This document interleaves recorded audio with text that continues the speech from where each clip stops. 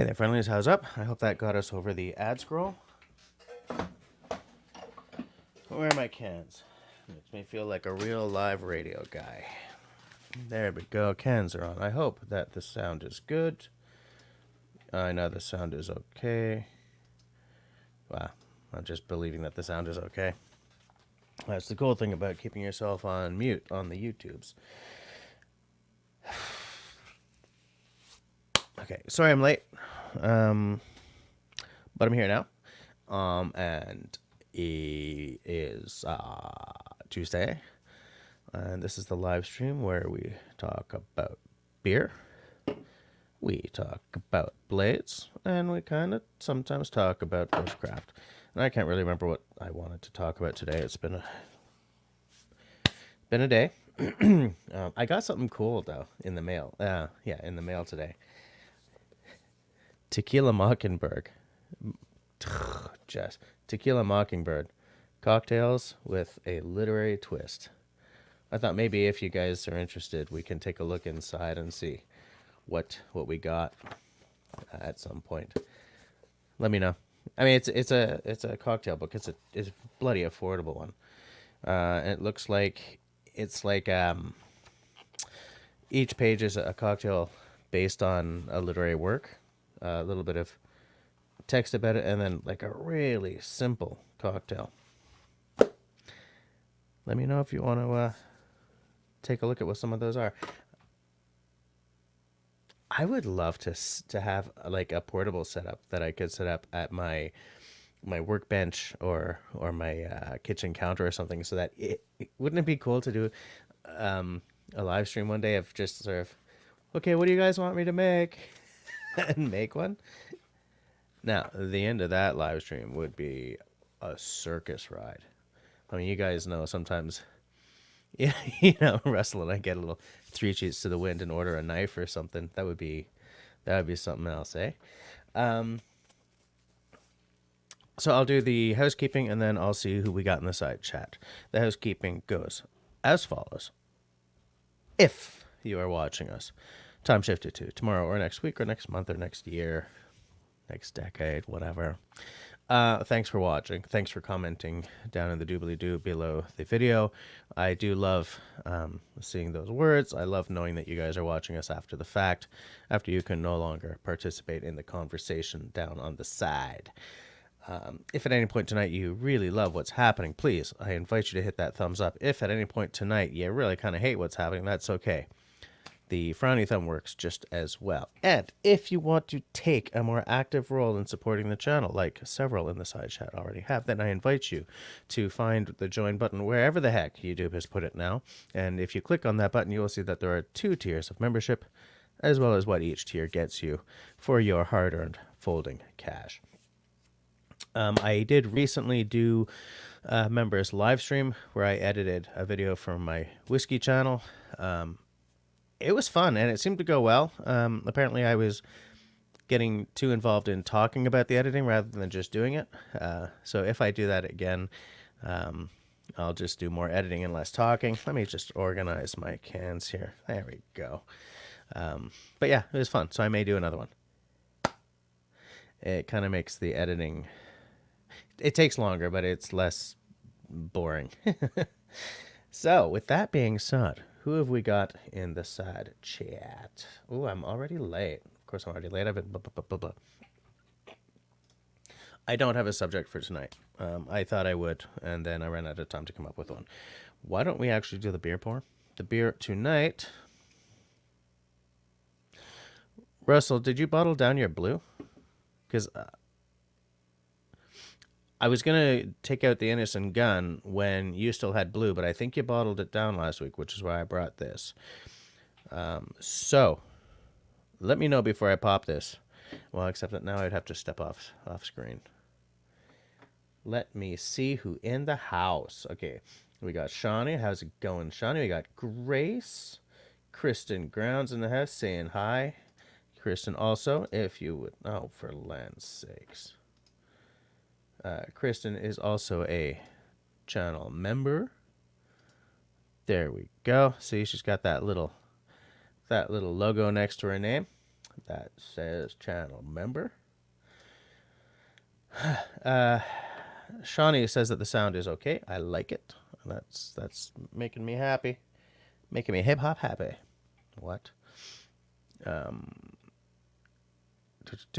Grace, most of the storm damage was central Indiana. You're in southern Indiana.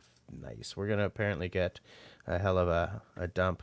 Probably freezing rain tomorrow. Hike with Mike in the house. How's it going? Hikey Mikey. Oh, I'm calling you that from now on. Oh, that was... That's probably the most polite nickname I've come up with for someone in years. Who we got? Carol's in the house. Nice. How's it going? Let me just take a look here. What a night. How's it going, Lord Vader? How are you on this dark Sith Lord kind of night? Everyone's just saying hi. Hi there, Pam. How's it going, Pam? How you doing? Canadian is heading south next week. That sounds like it's going to be a cool trip. I think my sister's going to Texas soon. She's going to Cuba this week, Texas in a couple of weeks. I said, if you go to Texas, if you have any room at the duty free, there's a couple of Texas whiskeys I'd sure like you to pick me up. And she said, "Oh, well, I may be able to do that." Who else we got here? Hey, there's Matt J. How is it going, Matt? I'm gonna plug in my phone. What is this thing called? Oh, my watch, so that it doesn't die on me overnight. There we go. It's good to have that stupid thing off. Stop. There we go. Whew. Empty glass. Wow, I'm not having a good night here at all. Excuse me. So the blue is done. Okay, in that case, I'm gonna crack this baby open. Are you getting another blue? Like, should I keep the last two innocent gun for when you have a bottle of blue again? Whiskey Harbor in the house. How's it going? There we go. Shall we do the beer pour? Shall we pour the beer? So, this is Bobcaygeon Brewing Company Red Ale. Obviously from Ontario.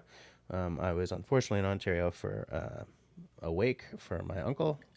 I was like, well, since I'm in Ottawa, I may as well hit the LCBO. Did not find the bottle of whiskey I was looking for. But I found another bottle and some beers. I picked up a few more of those Waterloo Dark for good measure. Oh, it smells nice and caramelly.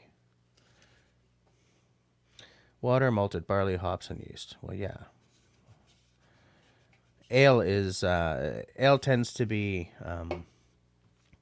more barley oriented, whereas beer or lager stuff like that is more hoppy.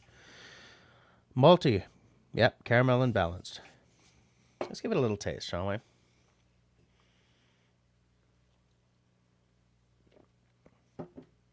Oh, it's good. Oh man, holy crap! If you're in Ontario, Bobcaygeon Brewing Company Red Ale. Oh snap!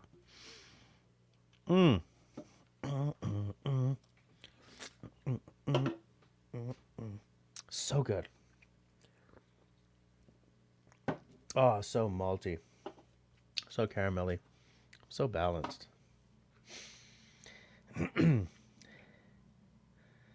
Oh, just drink the Guinness and Un with... the Guinness and Un.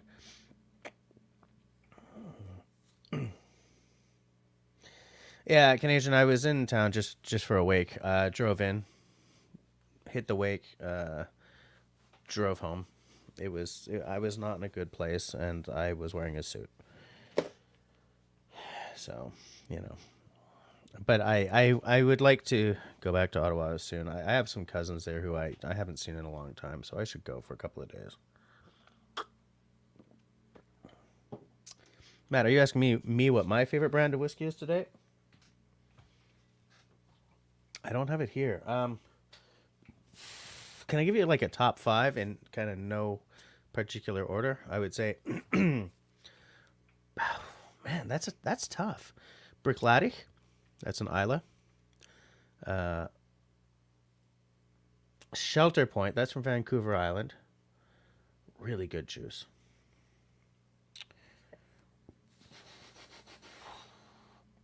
Bricklatic, Shelter Point, Ardbeg, Arran, Isle of Arran.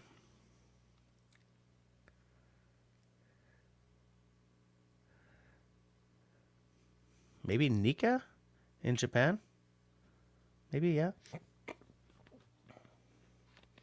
Guinness chips. Holy snap. I've never even heard of such a thing. What is wrong with my cable? There it is. He is asking. Yeah, I'm thinking that's what it would be. Bricklatic, because they just make so much good stuff. And Bricklatic has, like, Bricklatic is unpeated, even though they're from Islet. They have the bottles that say Bricklatic are not peated.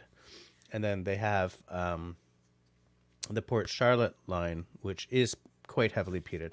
Delicious, though. And it doesn't have sort of the Band-Aid element that, like, Lafroig has. And then there's the Octomore, which are expensive as shift, but they're ultra peaty.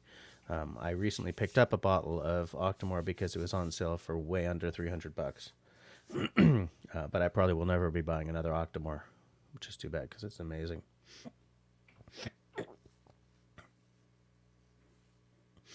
Barley malt extract gave him a soy sauce taste. Yeah, well, that's the thing. Like, barley is not a spectacularly sweet flavor. It's a little more umami, but the way it works in whiskey and beer, because alcohol is all sugars, right? It sweetens up. And okay, what barley does is it's more of a malty. The malt is more of a round flavor, right? Whereas hops are this sharp kind of bitter, but not in a good way. That's me talking.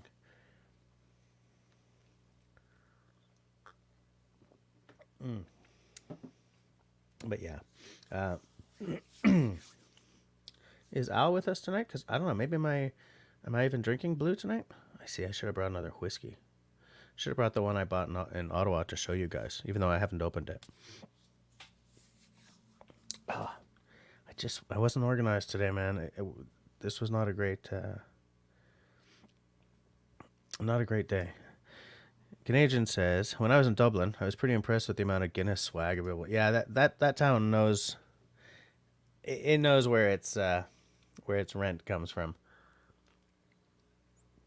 It's when you go down to Cork, and it's not a Guinness town. They're more into like the Murphys and stuff.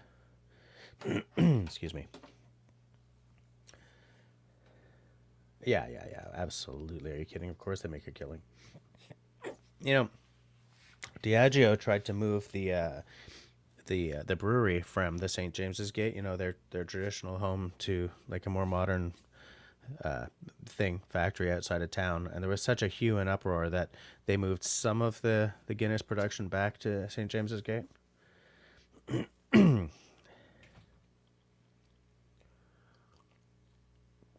I used to know a girl from Cork. Actually, I grew up next to a girl from Cork. Yeah. But yeah. Who else we got here? Who else we got?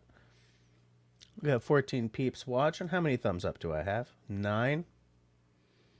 Now, you guys who didn't hit that thumbs up, 10, thank you. You who didn't hit it, you know who you are. I don't believe that we have David with us tonight to remind you to hit the thumbs up. My glasses haven't arrived yet. I don't know what's going on. They said 2 weeks, but it feels like I've seen you guys like 4 times since then without my specs. I'm going to have to find out what's up with that. What is up with that?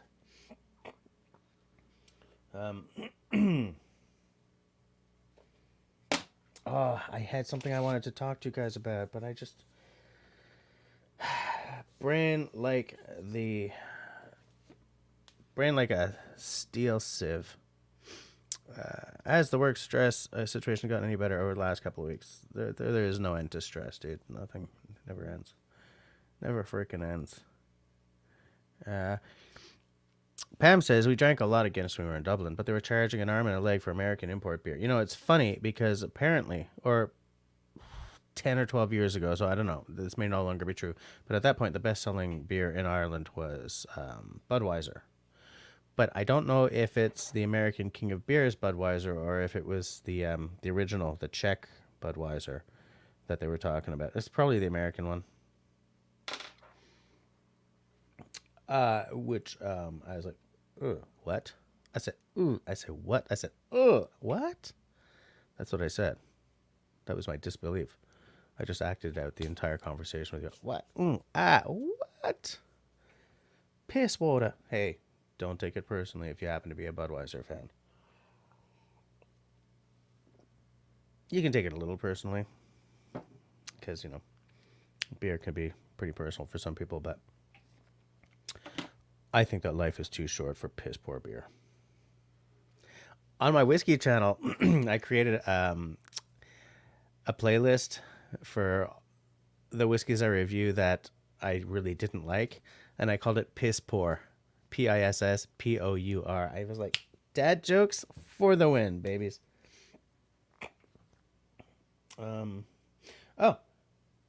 Grace says when they lived in Italy, they had Czech. Okay. When they lived in Italy, they had Czech Budweiser. So, big difference, I imagine. Did you like it? I know that you can find it in North America sometimes, depending on like what the distribution model is, but I've never seen it. I'd like to, because I'd like to know what the original Budweiser tasted like. I think, you know, for science. For science. Canadian is asking Grace where she lived in Italy. Grace, somewhere with an Air Force base, I'm imagining, right? Am I remembering that right about you? Am I remembering that right? So what whiskey am I pouring? Because if Al's not here, I don't want to pour blue. But I didn't... I put everything away like a fool. It's like 9:34, and I don't know if I should pour something. I just don't know. Did you go visit Sicily, he says, to Grace.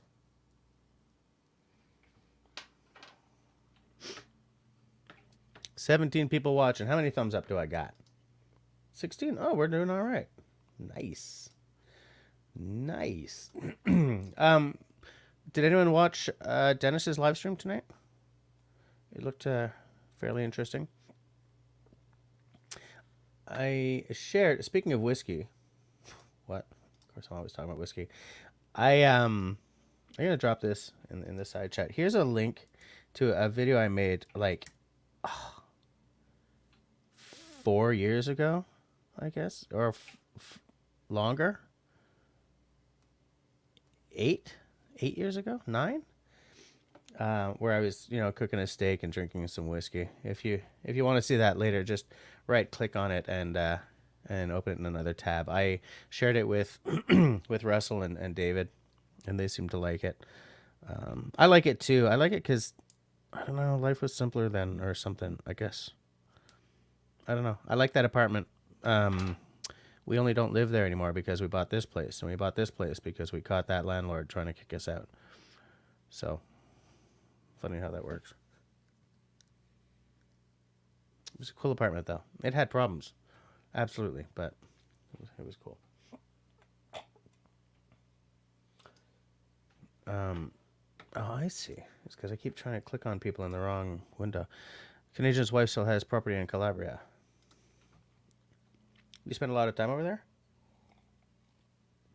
You spend any time over there?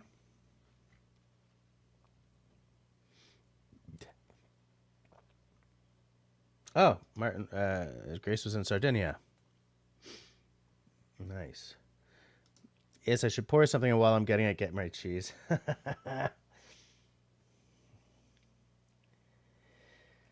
Oh, you're going camping for Easter? Amazing. Amazing. I wish I could have organized that. We're going to a cabana à sucre on the Sunday. I'm trying to remember what the English for cabana à sucre, a sugar shack. You know, a maple production facility. Um, so we're gonna go and eat like maple drowned eggs and stuff. Putting the old 4-wheel drive to work. Nice. Yeah. I can't wait to go camping. I've gotta find a way to get camping this summer. 2 reasons. 3 reasons. Some reasons. One, I want to get that camping hammock back into action. Sort of. Hold on.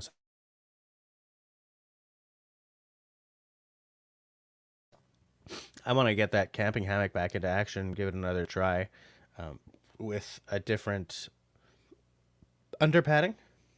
Um, Another reason is because I got to get the hell out of this city. Period. Like, stat. Um, Another reason is I'd kind of like to get Camille out in the bush again, because she likes it as well, and I think she needs some green time. Life is not spectacularly easy right now. Another reason is time spent either in a boat or in the bush is really not deducted from the amount of years you have left in the world. It's never a waste of time. Another reason is camping. Hello, right? I kind of miss camping when the fire pits weren't big circles of metal sticking up out of the ground. You know, like, and when you could chop wood instead of having to go and buy it. I mean, that's camping at a CEPAC or a Parks Canada or whatever, like a national or a provincial park. Wild camping, obviously, not the same thing, but I'm not bringing my family wild camping, right? When it's the family, we do more what I would call glamping.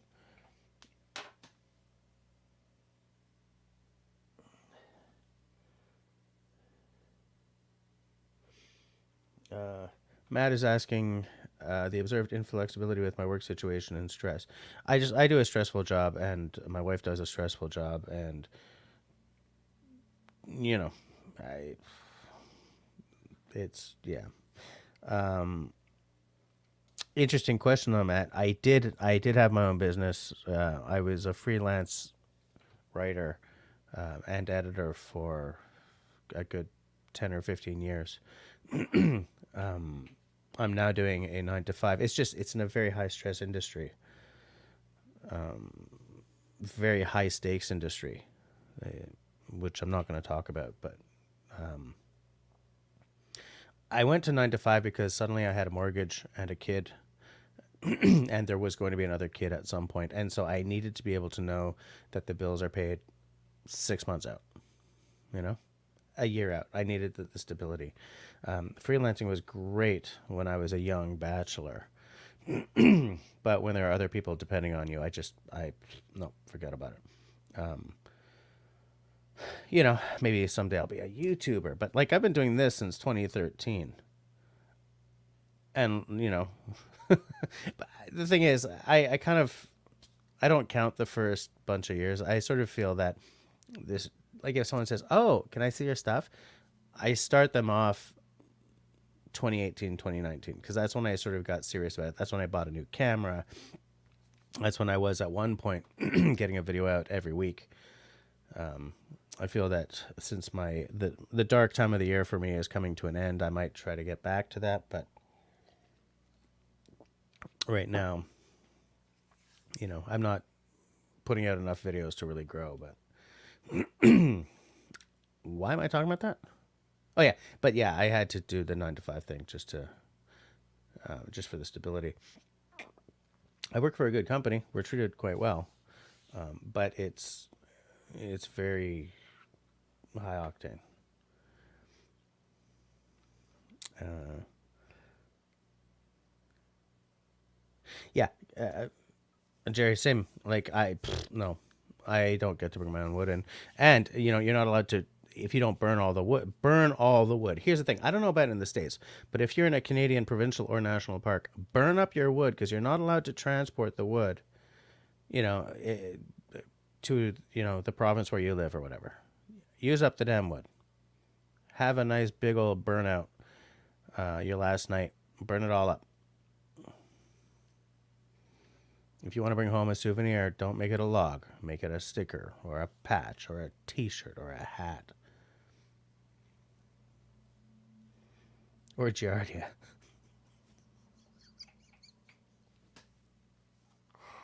Oh, I'm feeling dark today, guys. It's been a day. All right, you're going glamping. 3 nights the last week of April. Okay, nice. No need to get into the nitty-gritty. Yeah. I told you pretty much all I can say at all in public about my job. Or whittle a spoon. Yeah, damn straight. Do a spoon. Spoons are a lot easier to do when the wood's not dry, though.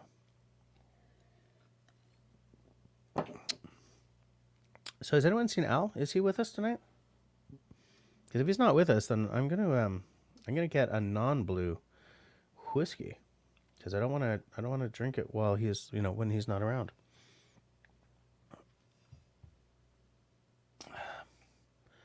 I just don't know what to do, guys. I just don't know what to do. Okay.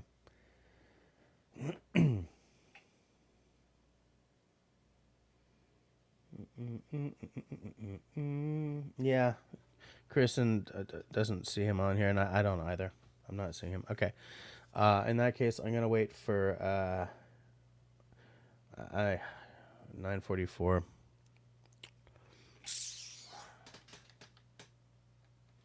I put away all my damn bottles, so I don't have something to just grab and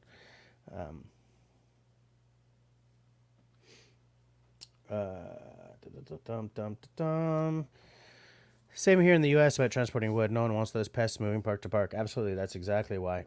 My youngest daughter got into heart carving, old school, and then she found my Dremel tool. Oh yeah, that's a whole different. Did I ever tell you guys about the difference between the carving tradition I follow versus the one my dad followed? Okay, I'm gonna go get a whiskey, maybe some cheese. I'll be right back. I was gonna wait to see if Russell was coming on at 10, but I'm hungry, so I'll be right back.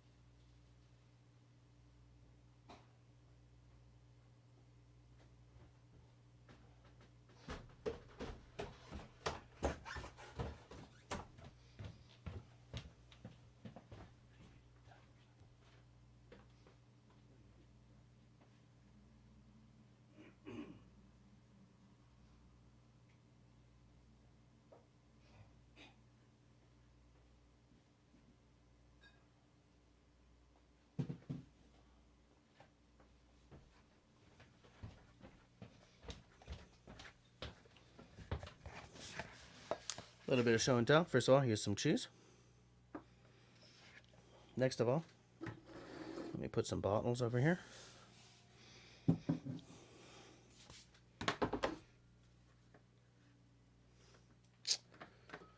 Tap the keyboard.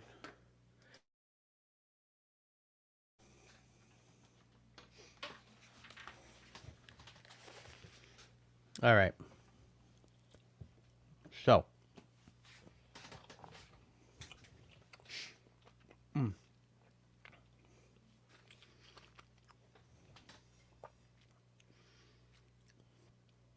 Cheese. Two of these I'm not opening. One of them's already open. So this is that Octomore. That's that the bottle I saw on sale for under 300. I don't know when I'm going to open this. I'm going to open it, but I don't know when. I want to keep it for something special. Octomore 13.1. The Octomores are batched. And the 13 series is the... they've just actually switched over to the... They've just brought out the 14 series, actually. So good!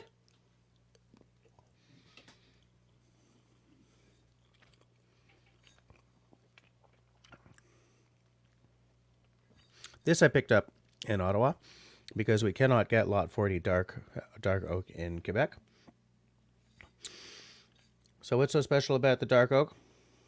Well, okay, so Lot 40 is 100% rye. I like rye, but I like it to be 100%. I don't like 80% rye, 20% corn whiskey. Shut up. I like 100% rye. Lot 40 is a very good 100% rye, but the straight up Lot 40 is 43%, typical Canadian whiskey. This dark oak, first of all, it's at 48%, so that's practically cask strength. And I think it's aged twice. Aged twice in new oak barrels for depth of flavor. So I don't know how long it's aged, because it doesn't say anything. But I can't wait to open that. And here's what I'm going to drink.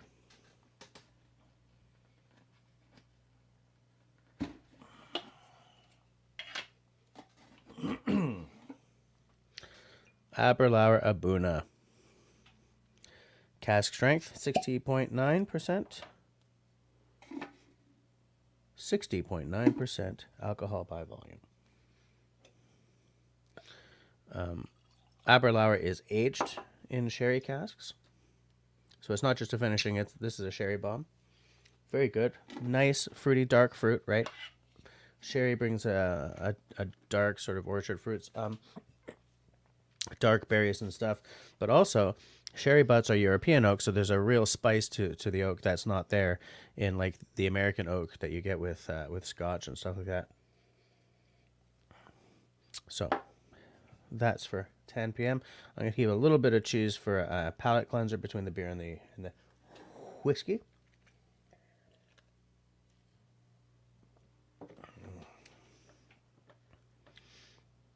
Yeah, our Dremel is a whole lot faster. That's for sure. Wow, that goes quick. Yeah, I just went up, whipped the cheese out of the fridge, put the cheese back in, and came back down and looked for some bottles. I see. I didn't see a man about a hearse. No, I put it back in the fridge. Oh, I need a cheese dispenser. Oh, what a great idea. Hey, Dennis. How'd it go tonight? How was your show? How was your show, Dennis?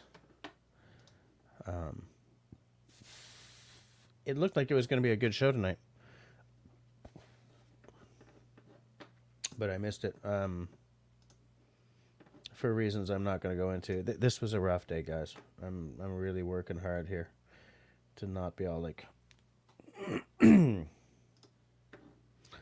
going to drop Dennis the link just in case he decides he wants to come on at some point tonight. But that is not pressure to do it. It's a dancing night. I'm a dancing queen. Yeah, I love this idea. A Pez dispenser, but it pops out cheese. Can you... I think I'm getting a cold or something. Do I sound sick to you guys? Excuse me. Yeah, Dennis, it looked like that was going to be an interesting chat. I'm sorry I missed it. I am drinking Ontario beer tonight, Dennis, because I unfortunately had to go to Ottawa for a funeral. And so I was like, what way to say goodbye to a family member than to go to the LCBO on the way home? It was a good Irish wake.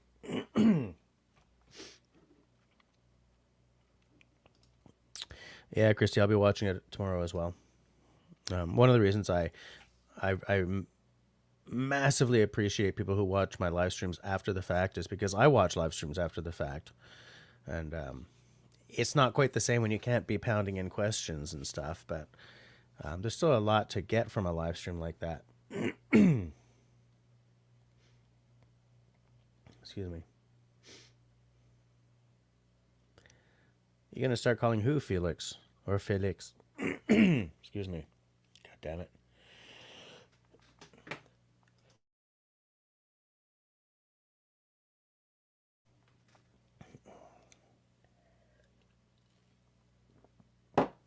Good old beer.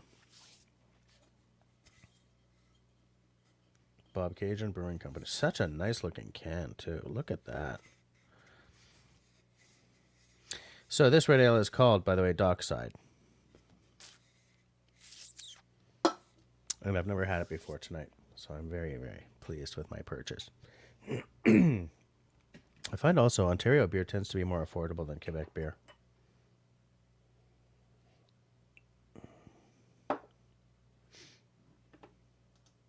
Oh, I see. Canadian. Okay, I get it. I'm hep to this jive. 9:53. 8 minutes to finish this much beer. Think I can do it?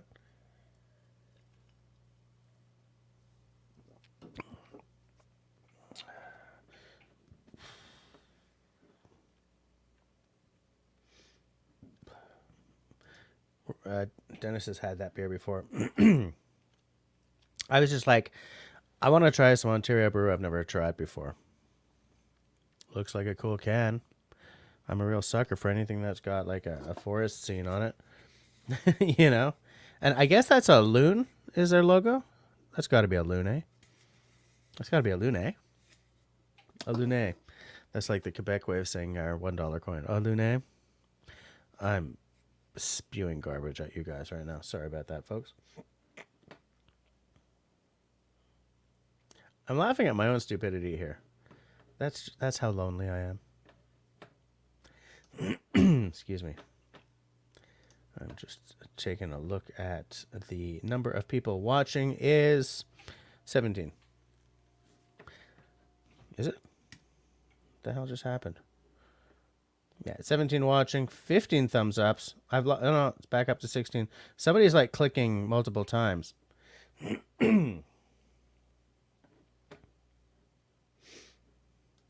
Yeah, a Canadian says the fellow Dennis had on did 103 day Mississippi River solo trip. I didn't know about how long it was, but I knew he'd done a solo trip. Wow, it was tough to get that sentence out. You gonna have any guests soon, Jess? I'm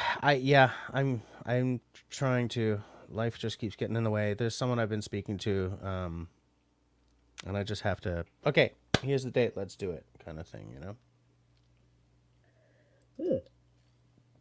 David, I didn't think you were going to be hanging with us tonight. I told people I don't think David's here, so I'm going to have to tell you about the thumbs ups all by myself. So have you landed, shall we say, in Toronto? You drove to Toronto today, if I remember correctly. Are you still there? Everyone's saying hi. Hi, David. Yeah, that's what everyone's saying.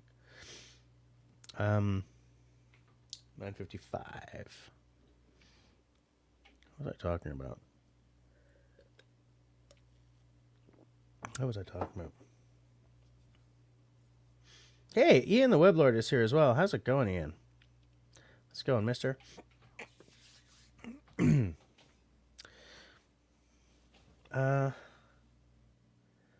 Oh, piss. I had something and it just went and it's gone. I was about to say something fabulous. I was going to say something fabulous because everything I say is fabulous, obviously.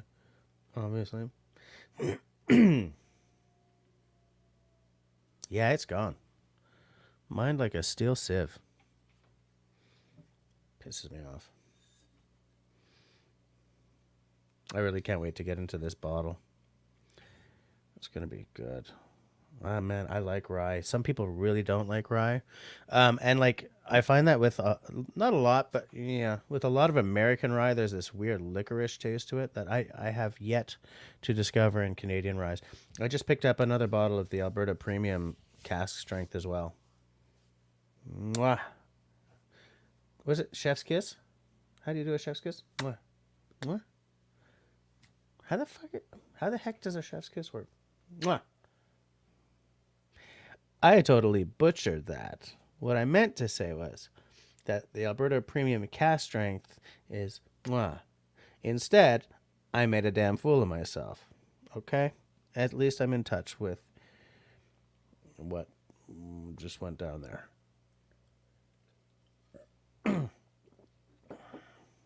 Oh yeah. So yeah, I'd like to get back into the interviews and stuff. It's if I had the time, I would like maybe about half my shows would be interview or panel discussions. But as Dennis can tell you, it takes a lot of hustle to do that. And so I think I'm really trapped.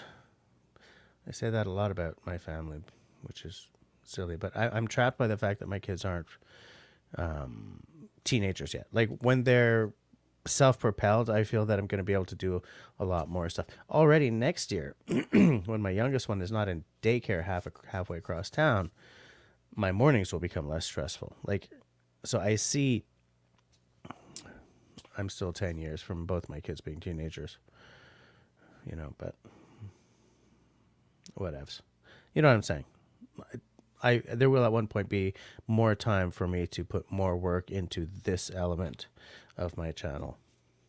And I'm looking forward to that because what I do love is doing the interviews where all I do is ask questions, which is how I was taught to interview, but back in communication studies, right?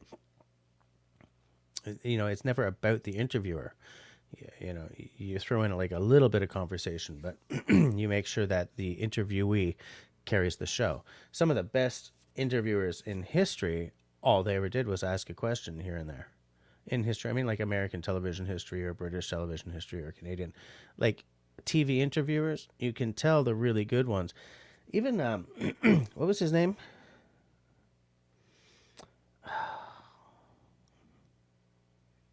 What the hell's his name? Oh man, like he's one of the top dogs. He doesn't do it anymore. In fact, he might not even be around anymore. Square glasses, suspenders, Wolf. No, not Wolf Blitzer.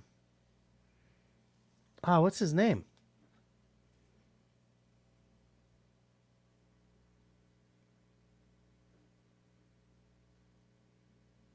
Don't. What the hell's his name? Anyways, ask a question, let the other person carry the show. Ask another question, ask a question that branches off from what they said. Let them carry the show. I took my pill. Leave me alone. Larry King, thank you. Oh, hi, Destiny. Thank you. Yes, Larry King. Now, Larry King was an interesting fellow because he didn't bloody research the guys coming on before he interviewed them, which really blew up on him, specifically with Seinfeld. But so the fact that this guy could walk in fresh and carry an interview without knowing anything sometimes about the person they were interviewing, like not having read the book. I mean, I guess some people could see that as disrespectful, and I probably would as well. But just knowing that he did that and the interviews were so incisive, I'm impressed with his on-screen skill. Even if I think you should at least have read the book that the person is there to talk about, or seen the show that the person was there to talk about, or whatever.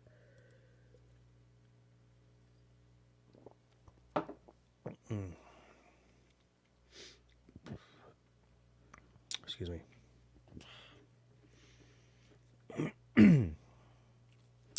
Larry King. It's funny, like, some of the people I like to watch as interviewers, it's just because of the energy they bring to the interview. And Larry King always brings sort of an old school fatherly element to it, kind of. So like I would watch a Larry King interview even if the person he was interviewing wasn't someone I gave a toss about.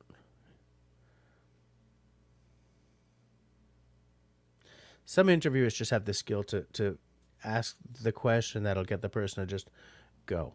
And I like that. I like that.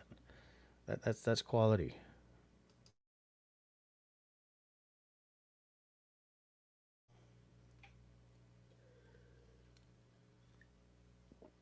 Well, it's 10:02, and I'm almost finished my beer. I will down the beer, then I will have the palate cleansing cheese, and then I will stick my schnoz into the whiskey.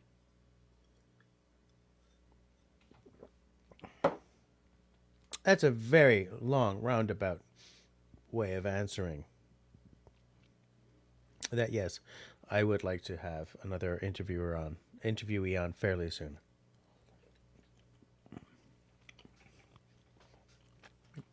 Good old cheese. Rain Down's Bushcraft mukbang video.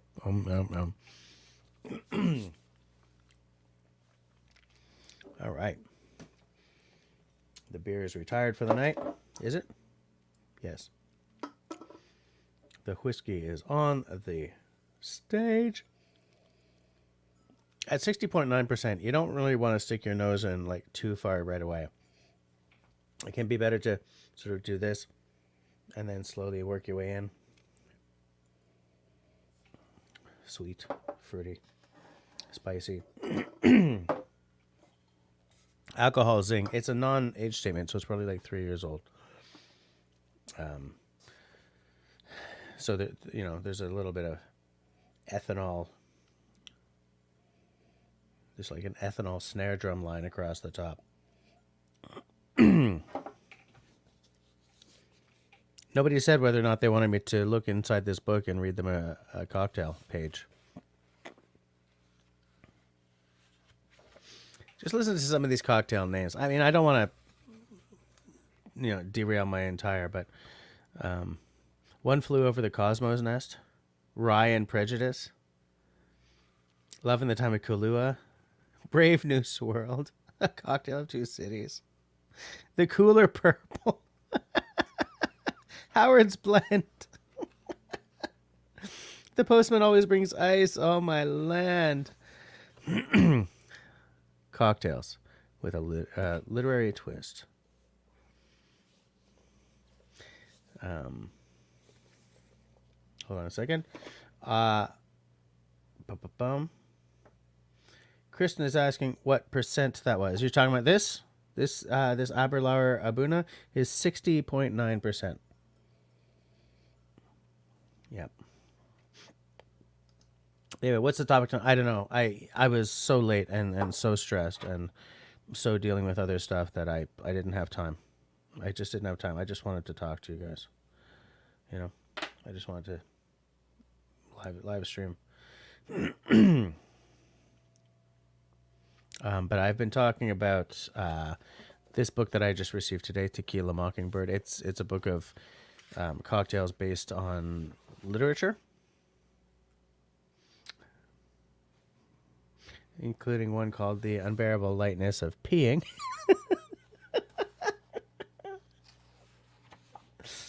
Huckleberry Sin.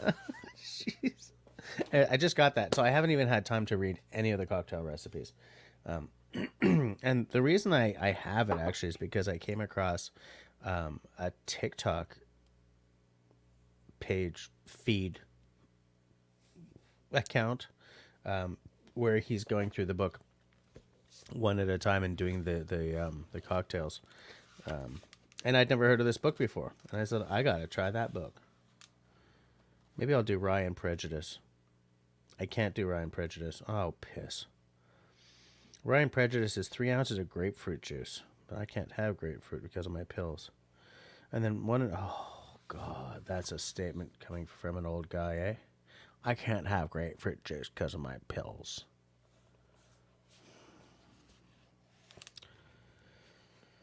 I love grapefruit, too. Bloody Carrie. All right.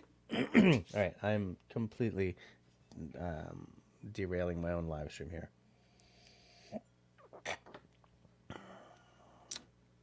Lovely couple on the train from Ontario said they cross a bridge into Quebec to buy alcohol, but it's illegal to bring it back and unheard of such thing. Yeah. Yeah. Yes, but look, if you're not bringing home like 100 cases, you're not going to get caught. As I have said very openly online and in person, that the vast majority of my whiskey I buy in Alberta and have it shipped here, right? It used to be completely illegal, but some years ago, the provinces signed an agreement in principle to drop the trade barriers on alcohol. It's because like Quebec and Ontario and I think New Brunswick and BC, someone else, all have provincial liquor boards, right? Liquor control boards. And provinces like Alberta, for instance, do not, right? Alberta it's a free for all practically. It's completely unregulated. And what that means is that you can get almost anything there. What it also means is that I can buy a bottle of Blanton's here if I ever see it. In fact, I just missed out on one on allocation for $70 that in most states and provinces is way closer to 300 because it's just that in demand. In Quebec, Ontario, like anywhere with a crown corporation, right, a liquor control board, they're selling for MSRP. You can't necessarily always get the item, but if you can, it's at MSRP. So that's your Blanton's for 70 instead of 300. That's Pappy Van Winkle for like 150 instead of 6, right? It's just getting it. Whereas in Alberta, you can find it. If you look hard enough, you can find it, but you may be paying what the retailer thinks they can get.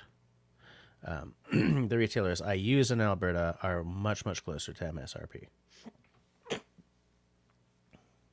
Anyways, so the trade barriers are down,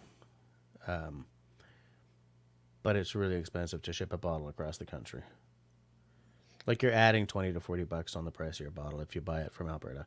Now, what these people are saying, they just crossed the bridge. Chances are there are no cops just waiting there for them. If they're bringing back like a 2-4 or a few bottles of booze. Especially now that the trade barriers are falling. It's a long process to drop trade barriers.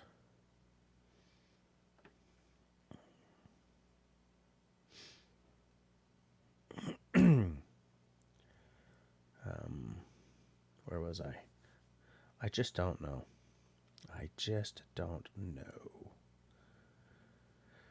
Protectionist nonsense. Yeah. I have no opinion about it. Because I just send my money to Alberta if there's stuff I want. But the way that kind of works in reverse too, right? This Aberlour Abuna is $101 in Quebec, and it's $160 in Alberta because they can charge, because market forces. Whereas here, it's always going to be MSRP.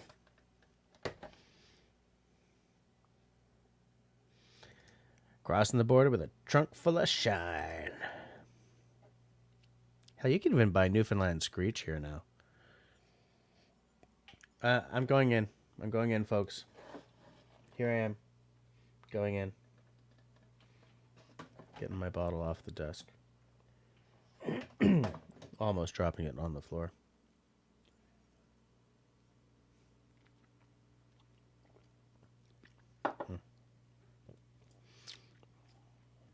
Warm.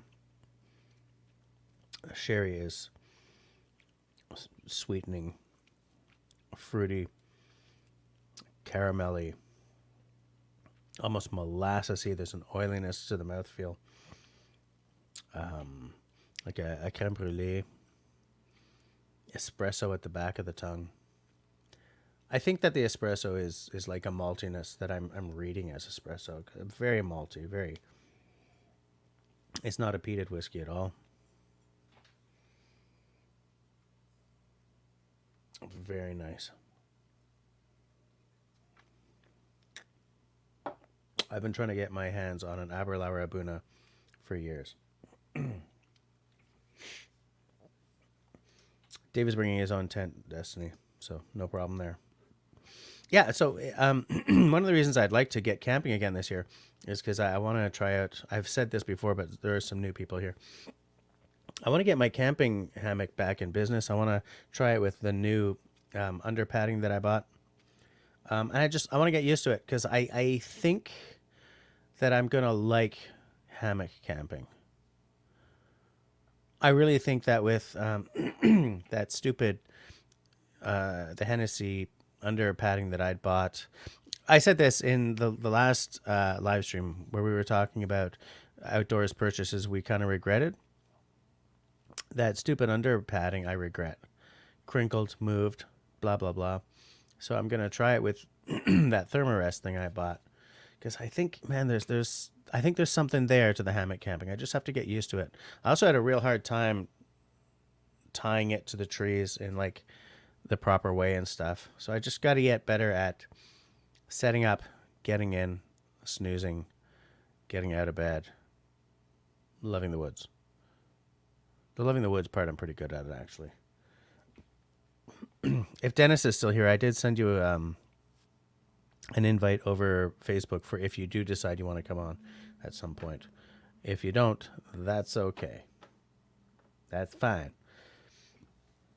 Excuse me. I just got to stop hemming. It's really starting to piss me off here, guys.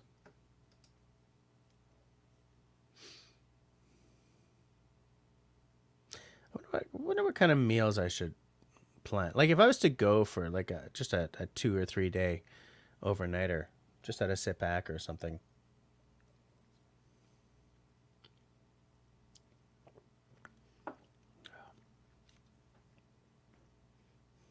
Cinnamony. Like, yeah, you know those little cinnamon hearts? Cinnamon candies? Like if you're car camping to a provincial park or a national park or whatever the hell you guys have in the States. You have national parks. We have, what's the other one? State parks? National monuments? I don't know. What else? You know what I'm saying.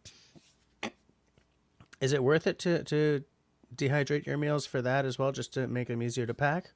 Or, because traditionally I've just thrown a cooler in the back of the car and stuff, but I'm wondering if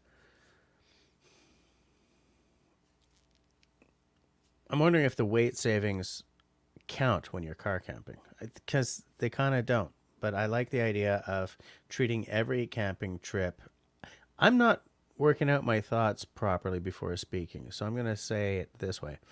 I love the idea of even seeing a car camping trip as practice for a wild camping trip or a canoe camping trip, right? Well, I guess a canoe camping trip is a wild camping trip most of the time, right?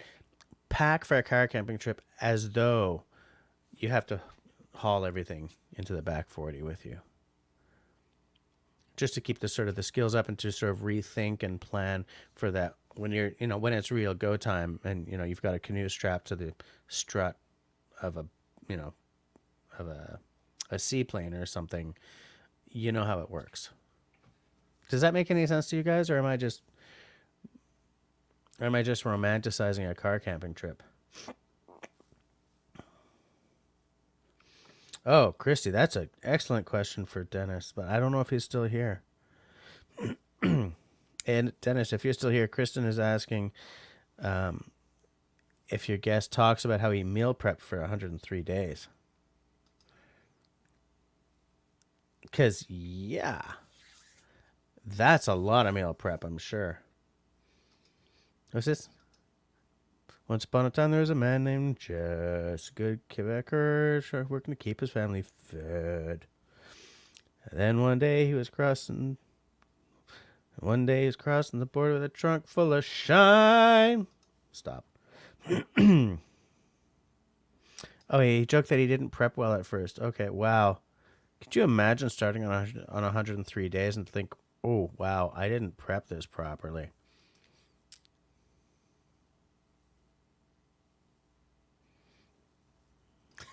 Destiny.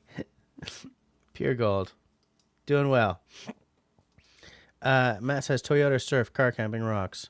I think you're on the money, mate. Nothing wrong with test running the trip before getting more extreme. Yeah, what the hell's a Toyota Surf, though?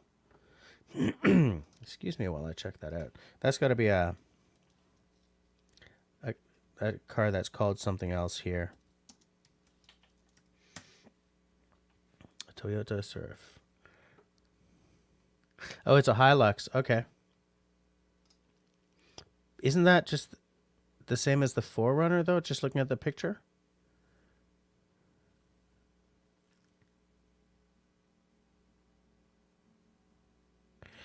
Yeah, this looks like it's a forerunner in North America. Yeah. But yeah, that would be an excellent vehicle for camping with. You can get a lot of stuff in there, throw a canoe on the top.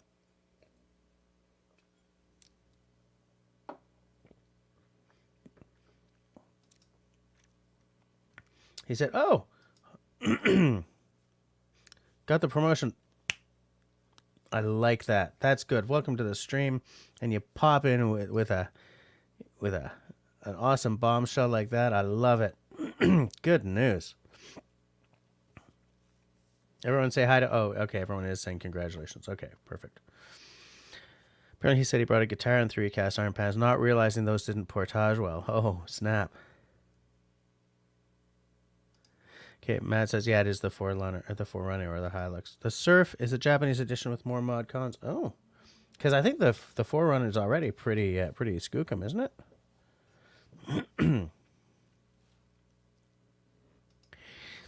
Nothing wrong with test running wheels when car camping. At least if it doesn't work, you can run to Subway.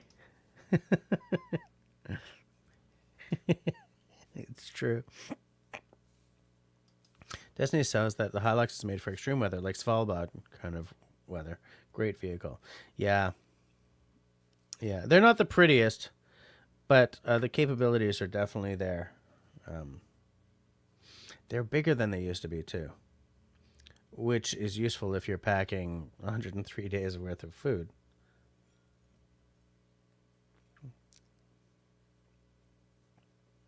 Because it used to be a compact SUV, if I remember correctly, like back in the day. Yeah, I'm gonna have to start thinking about getting a car, guys. It's like my wife and I have one car between us. I mean, it's hers because I recycled mine, but it's tough to plan trips and everything when, you know, if I take the car for a weekend, then there are certain elements of her life that she can't do because the family doesn't live within an easy bus ride. Kristen, he doesn't need an invite. I set Russell up to be able to come on to my live stream whenever the heck he wants without even me having to invite him. But I don't know. Maybe he's busy. Maybe he's busy.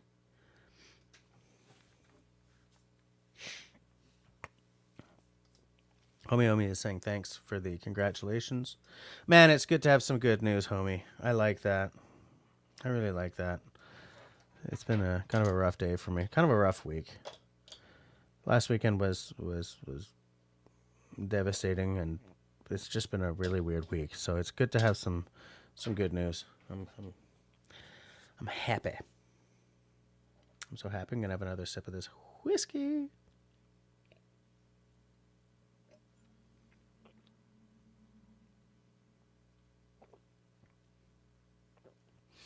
I only half jokingly say that if I ever won $30 million, I would like to open a very small hobby level distillery. Because I honestly feel that there's magic in this glass.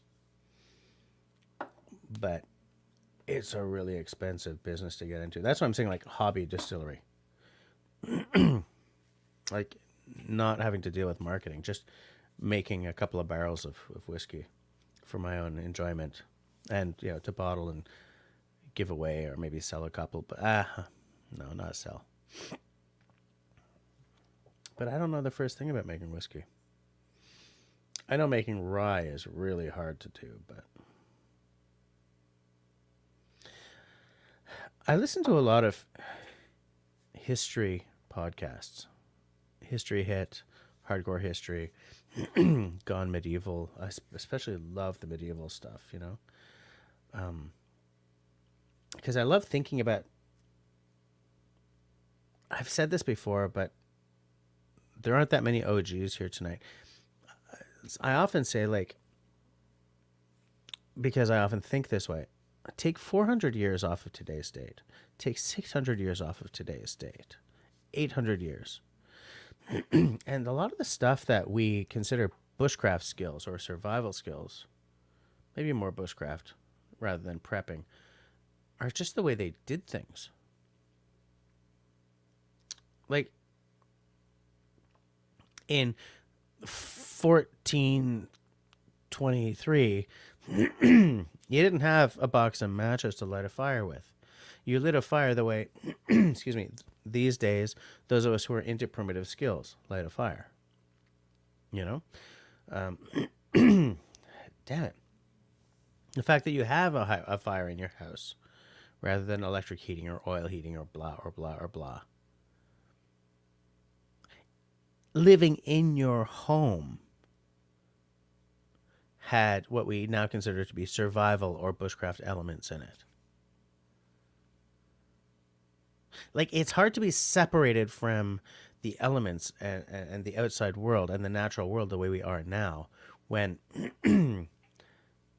when you have to heat your home with a wood-burning fireplace, when you have to, waddle and daub your own, I don't know, cattle pen, when you're thatching your roof with thatch rather than living under a,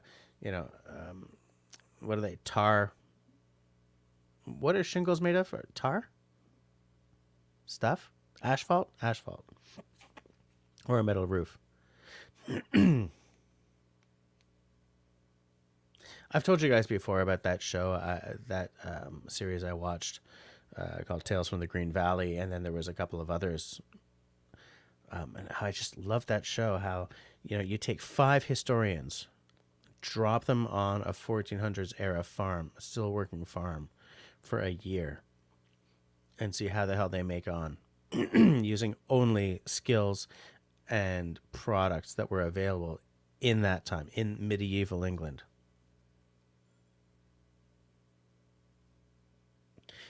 Day-to-day life had more skill to it back then. Your bog standard, boy working in the fields must have been so much stronger than your bog standard boy playing with an Xbox.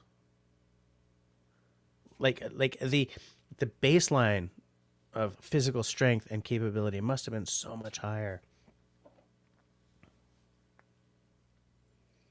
I love thinking about stuff like that. I love imagining. Because I went to art school before I went to film school, so I'm really freaking visual, okay?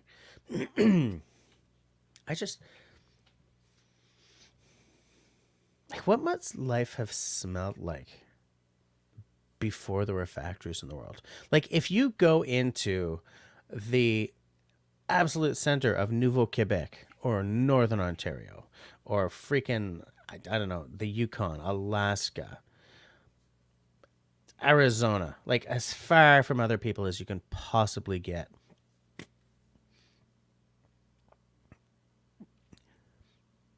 Does it have still, that we wouldn't notice today, does it still have a metallic diesel element in the air, even that far away from people and cities and factories and cars? Would it still be noticeably like, what's that smell, to someone who had grown up in medieval England, medieval France, medieval freaking Russia, Africa, 1,000 years before today, 400 years before today? Like, is even way, because if you drop someone from back then in the middle of a city, they might die from the poison that we have in the air. But they would definitely notice this metallic stink in the air that we wouldn't notice. I don't notice because it's the baseline. But if you drop someone out in the middle of nowhere, as far from other people as humanly possible, I feel that the air even there has an industrial element to it that you would not recognize if you grew up in 1400s, 800s, 1500s. Although at that point you're starting to get into, it's starting to sort of modernize. I love stuff like that. Like I want to know everything in the same way as like a geologist talking about the forces of the earth. I am enchanted, absolutely enchanted. I will listen to that all day, every day, dude. Quirks and Quarks. Many that's a CBC show. It's a science show that's on at the weekend. I think Saturdays. Bob McDonald is that he goes through like three or four like the science stories of the week. I know people who find that show absolutely boring, like watching paint dry. But man, I love me some science, and it's partly because I don't have the brain for it. Right? To me, it's all magic. It's all well, it's not all magic, but because I don't have the math, and math is the language of the universe.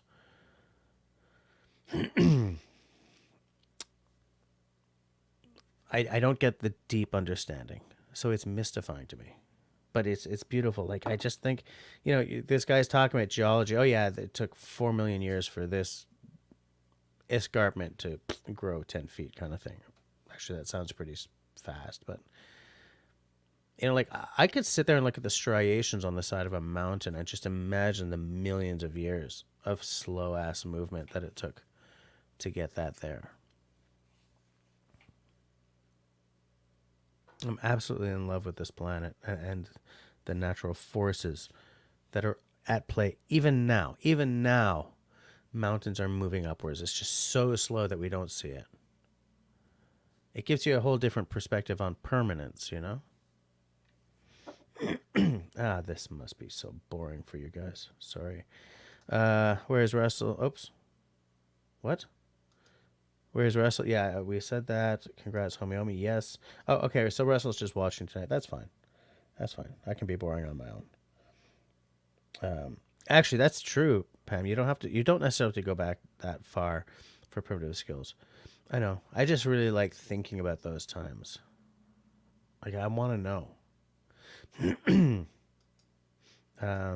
Pam says Tales from the Green Valley was cool. Yeah. Okay, so you saw it. I love that show. I rewatch it every night. Well, I can't find the USB key that I had it on. Kristen's wondering what it was. It was a TV series several years ago. Was it BBC or was it like ITV? I think it was BBC. I think you're right. Hey, Honeybee's here. Honeybee, man. Do you know what I'm drinking? 2 guesses as to what I'm having right here. I'll give you a hint. It's delish and it's sherried. And it's over. I will pour myself one more small one after Honeybee has told me what he thinks it is. You watched it on YouTube? Okay. Yeah. Such a good show. Such a good... And like, when you put historians instead of actors, it's a whole different ball of wax, because historians are living what they've studied, whereas actors are living what they were told to do. And it's funny because having said that, one of the reasons I like hardcore history is because Dan Carlin is not an actual historian. He's a journalist, but he's really into history. And you can hear that in his voice. And he's talking about whatever, the bombing of Pearl Harbor, the Battle of the Somme, whatever he's talking about, he brings a lover of history point of view. So when he's talking about stuff like, can you imagine what it would be like to blah, rather than sort of the more staid kind of historian's way of talking about it. There's another guy I listened to. His show was originally called The Fall of the Roman Empire, but is now called Tides of History. And this guy is a historian.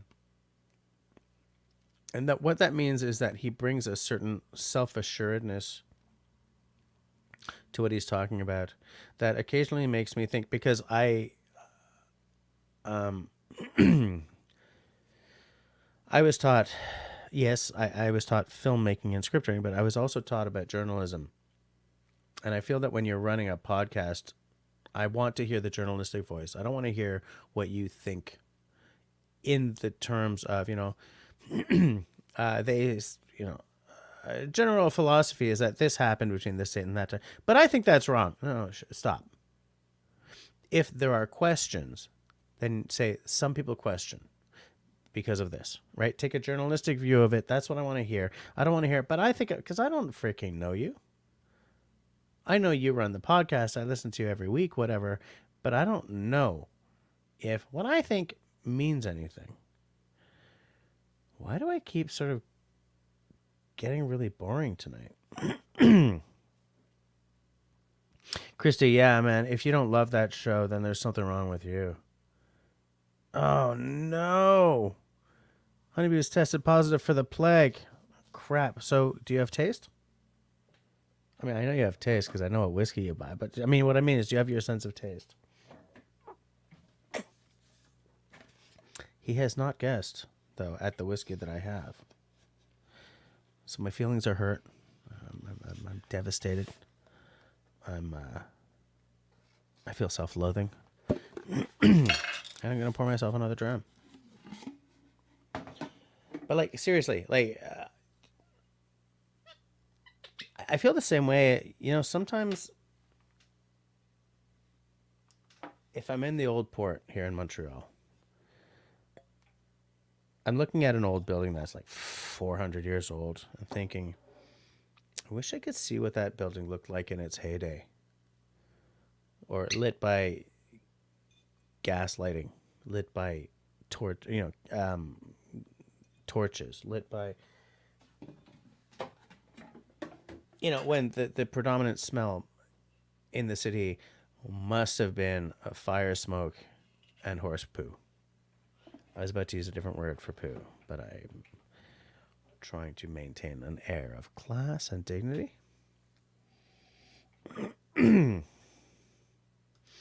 Thanks, buddy. I know, I have too many to guess what it might be, but Honeybee, wow, that's a big pour. Yikes. I'll drink that slowly. But Honeybee had that bottle, and I still couldn't find it, so. But yes, I hope you feel better soon too, buddy. Yeah. Much enjoy while working, doing the endless emails. I can't stand emails. I would rather ping someone on Discord or Teams than drop an email. And there's no reason for that. It's just I feel that the email is more work.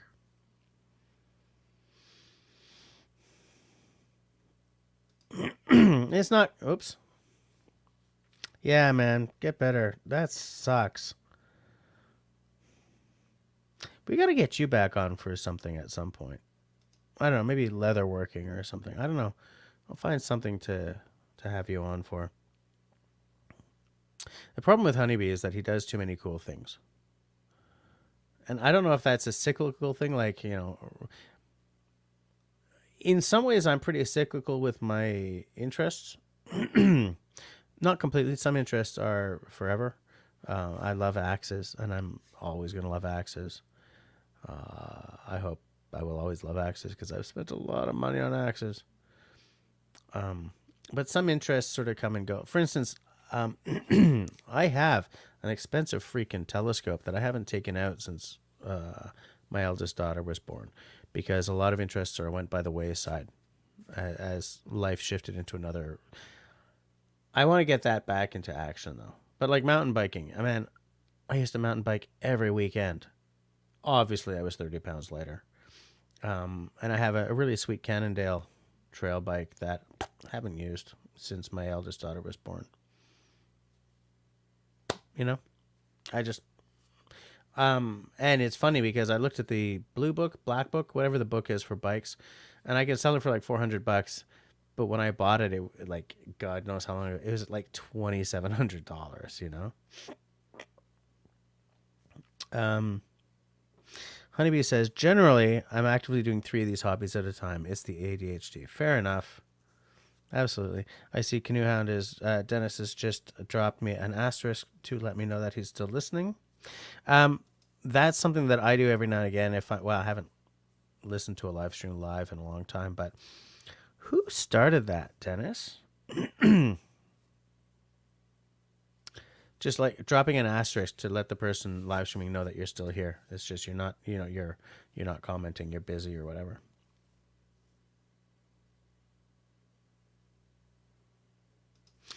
Matt is asking what I think is the main thing holding me back from taking back a little bit of biking, sky gazing, etc. The sky gazing, I think I'm gonna pick up again. It's just time. It's time because I'm trying to maintain at this point 2 YouTube channels, but I'm also trying to stay up on like what my subscribers who are also YouTubers are doing, because I feel that that's fair play. If you watch my stuff and comment on my stuff, then I'm going to try to watch your stuff. I don't always comment. I watch Dennis's live streams after the fact all the time, but I don't comment. I'm watching wrestle stuff. I watch Dave Evans. If he ever puts out another video, I will watch that because I watched all his stuff. And I just, I'm really hooked into my daughter's school, as in I'm the chair of the governing board. So I got to deal with that. And it's just like all these things I have to deal with. And on the family front, I'm not going to really talk too much about because it's TMI and whatever. So the mountain bike I'm probably never going to go back to because now I'm 50 and my knees are not what they used to be. But it's okay because like I go hiking with my kids. It was never about the adrenaline rush of the mountain biking. It was about being in the woods on a really sweet ride. But I can give up the sweet ride. I can't give up the woods. I just thought of something. I remember one time at Bromont, a friend and I were going down and we saw some wild raspberries right at the side of the trail. So we stopped and we picked a couple, not too much, but we each took a few, and they were just, man, they just tasted alive, man. For berries, I will always prefer like the wild raspberries, the wild strawberries, the wild blueberries over the sort of mechanized factory farmed ones. The tastes are different. They're sharper. They haven't been made polite by generations of living in laboratories or whatever. Yeah, the sky gazing right now, though, the biggest thing is that my battery pack went dead so long ago that I can't actually charge it anymore. So I would have to buy a new battery pack, and that battery pack was like $600. I think you can get them for a lot less now, but I'm not sure if they interface with my like 10-year-old telescope. They probably do. They most likely do. They most likely do. It's just I don't want to make like a $300 purchase and then realize, oh, there was some reason why it doesn't interface with this specific telescope, Kelly in the house. How's it going? Jim just got out of work and is driving home. Well, drive safe. I hope you get home safe. It's a long drive for you, buddy. I keep meaning to comment on that. Like every week when you're like, okay, I'm on the road. Might get home by 11. It's like, wow. How far do you drive? Sunday when I went to Ottawa for the funeral and back. That's like 4 hours of driving time. I was a wreck by the time I got back for many reasons, but one of them was just that I was so damn tired of driving. I almost fell asleep on the road too. That would have been an embarrassing way to die. How do you die? Just let it go. Yeah. But Jim, how do you comment when you're driving and watching? Do you have like a Siri thing set up or something?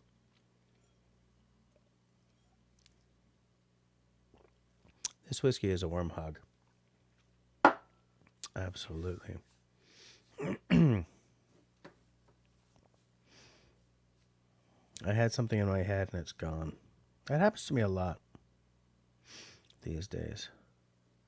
What do you guys consider a long drive? is what Matt J is asking. I think that if like for a bona fide long ass drive, I'm thinking like 5 hours. But I kind of like part of me really likes a long drive. You know, throw on a couple of podcasts and just be by myself for a few hours. Hells yes. The drive home from work when like there's heavy traffic and stuff. Oh, what I've had to do, I've had to train myself into seeing that as me time. Put on the podcasts, right? It's not.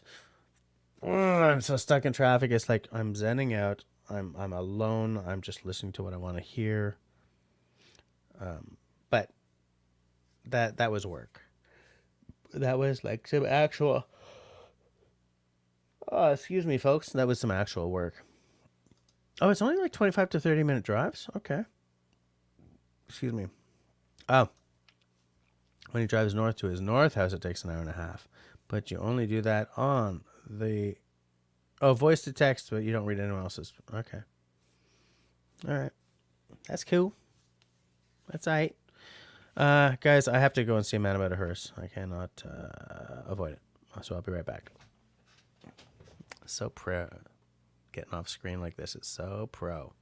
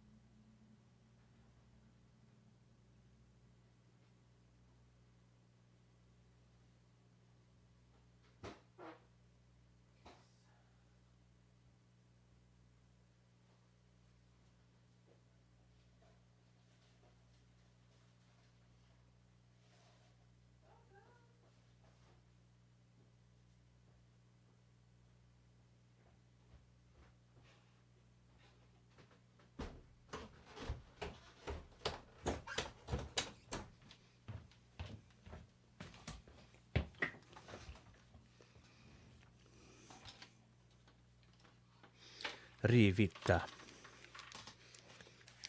I love Rivita. So,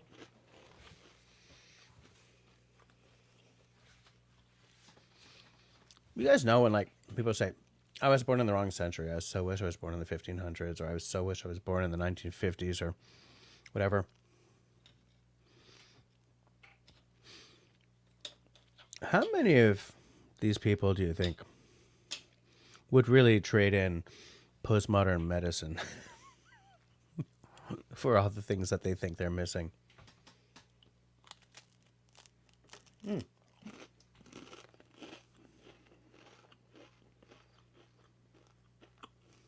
Christy says, any drive is too far unless I'm taking my travel trailer out or going for sushi.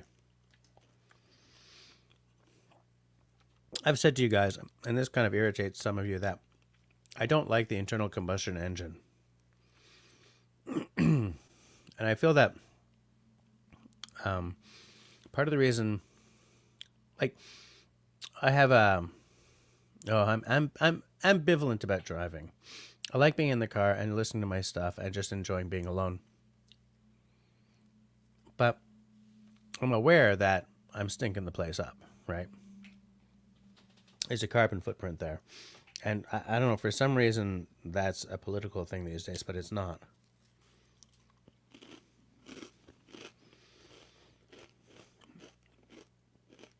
But you know how even though you become an absolute slave to a car, there's still an element of freedom that it gives you.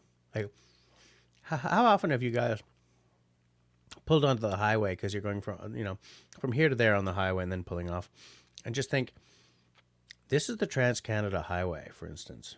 I don't know what the American equivalent of the Trans-Canada of the TCAN is, but I could just keep going for like 5,000 kilometers. What's 2,000 clicks along? What's 4,000 kilometers away? What would I find at the end of this highway? I have the same feeling when I look at train tracks. You know, I'm crossing some train tracks and I look down and I just see them go. I was like, what's around the next bend?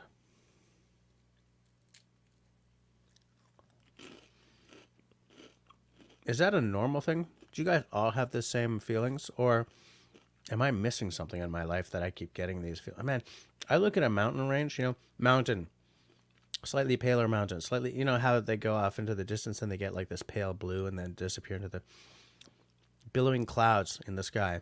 I want to see what's after the last cloud. I want to see what's just on the other side of that last mountain. Do you guys have that?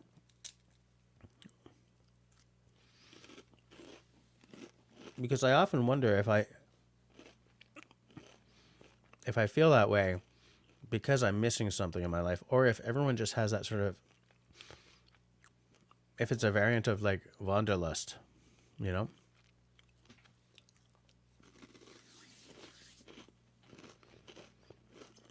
Oh yeah, Raven just drove past a swamp here and the spring peepers are going off.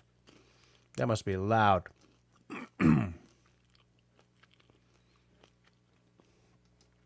I think I must be boring you guys tonight. We've gone from 18 people to 15. Maybe I'm getting too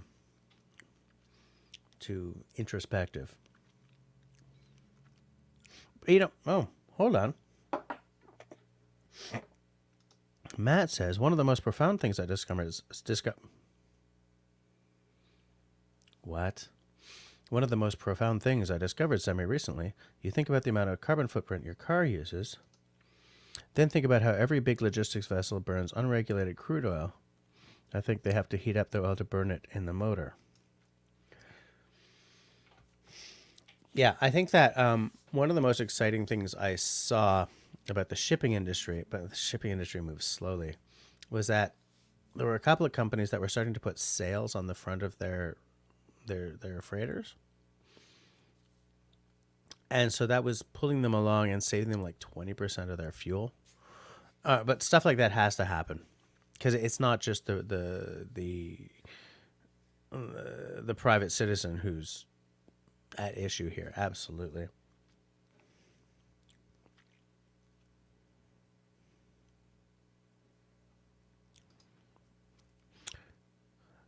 I had a peeper outside the bedroom window once. Had to go find it and relocate it because you couldn't sleep. They're so loud, eh? So loud.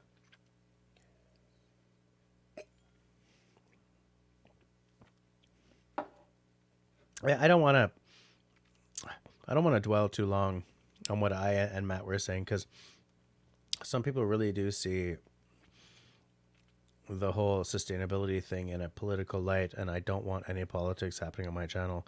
So we'll just move along. But it really is something that takes up a lot of my headspace. Absolutely.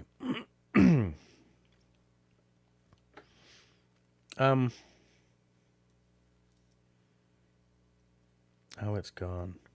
Hey, how many of you guys have those rooftop campers? Like you sometimes see on Jeeps or Land Rovers, kind of more on Land Rovers. It's like this thing you pull up, you fold it open, and it's a tent, and there's a statue,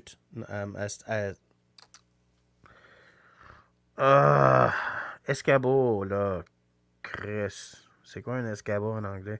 A ladder that comes down. That. Do any of you guys use those? I love the idea of that. I don't love the idea of like driving my SUV to everywhere. Well, I kind of do. Like, I don't see it as a very bushcrafty way to go camping, but I do see it as a nice way to sort of, I want to go camping today, right? Like rather than let's plan something for like 6 months from now and see if there's like some openings at the national park. No, I mean, I want to go camping now. Foomp, and you're camping. There's a degree of freedom that I see in that, but I don't know if I've got it right. You know? Hold on a second.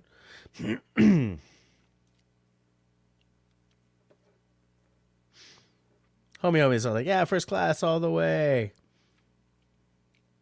Absolutely. And Homie likes a nice big knife, if I remember correctly. Homie, I don't. I think I've asked you this, but I've forgotten. Like, what kind of wilderness is in your area?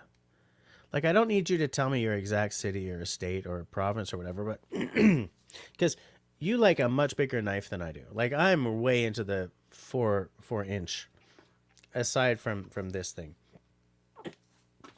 And you like it a lot. You like a much bigger knife than I do.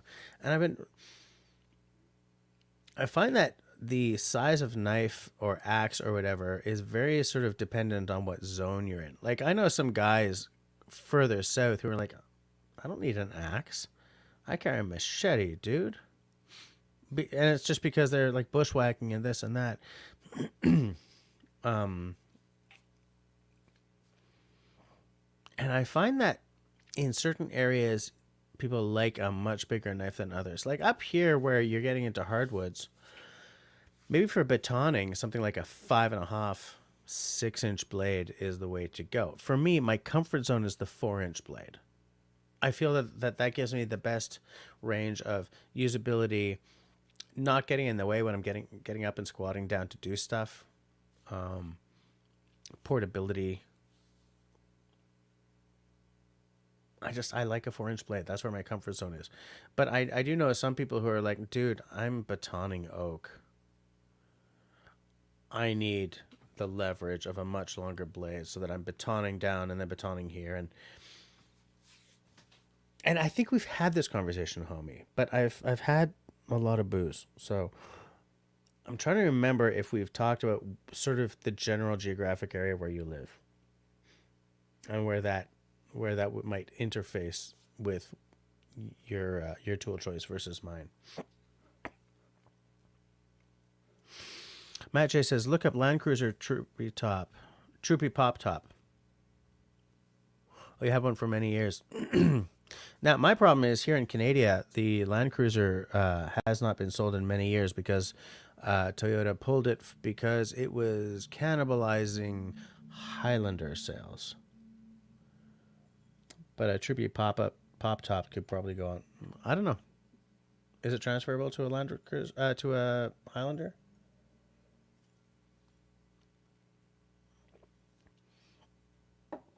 I do like the old Land Cruisers. It was like Land Rovers where you could pull your own repairs rather than taking it into a shop. Jim has S.A. Raven Flintlock has a coworker that has one of those top of his pickup, but he also is having square P drop tamper drop. Okay, he's having a camper built. Nice. Okay.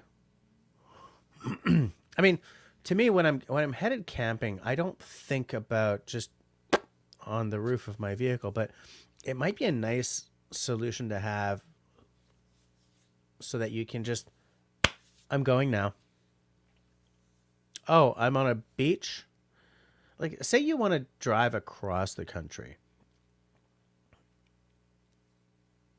I wonder what the legality is of just pulling to the side of a road or into a Walmart. Like, a lot of people will sort of like camp in a Walmart parking lot or whatever, but they're in a van, so it's not obvious that there's somebody sleeping inside. I wonder if you pulled in with a Land Rover or a Land Cruiser or whatever and whoop and opened a tent. I kind of feel that would be different. I mean, I would rather pull up to a beach or to a field somewhere. But it's getting a lot harder to just pull up to a field off the highway and not be in a farmer's field or some sort of weird government installation, right? Like we no longer live in the kind of world where you could just I just I just remembered a YouTube video that is long as hell. A guy and a friend of his followed the original whatever was the American version of the Trans-Canada Highway back in the day. He reconstructed it in some certain areas. Like some of the old highway is still there. Some of it is broken into like dirt roads and stuff. And so they bought like an old Ford Thunderbird, I think, to be in the motif.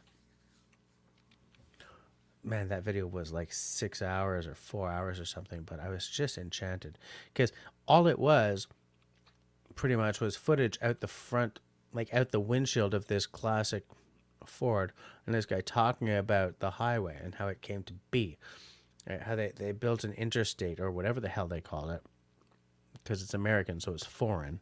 So I don't know all the damn terms, but like the first real cross-country highway. And that's how they were going to build America. And he was just talking about it and talking about how there's a magic to that time in American history. And there's a magic to that time in Canadian history too. But we're fed American stuff so much that we just gravitate towards that time in American history. The automobile was becoming king. It wasn't king yet, but it was really becoming king. The West was opening up in a different way.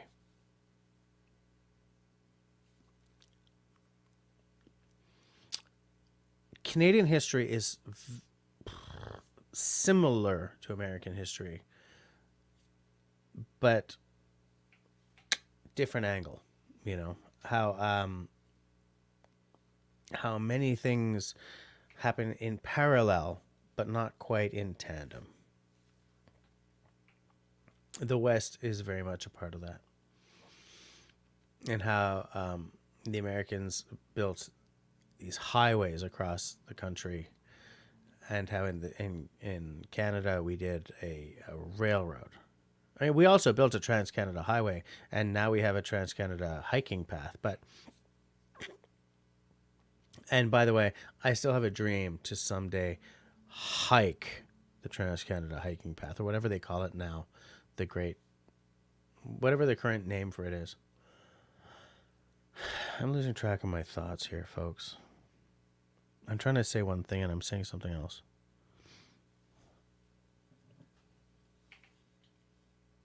And I'm getting lost.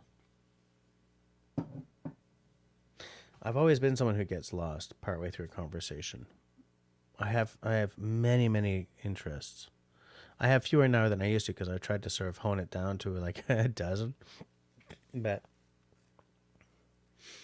I've always had a hard time like maintaining the thrust of the conversation without like, oh, but this is so interesting. And that is really raising its ugly head tonight. I'm having a real hard time sort of maintaining my focus. Oh, Christy's out? Okay, good night.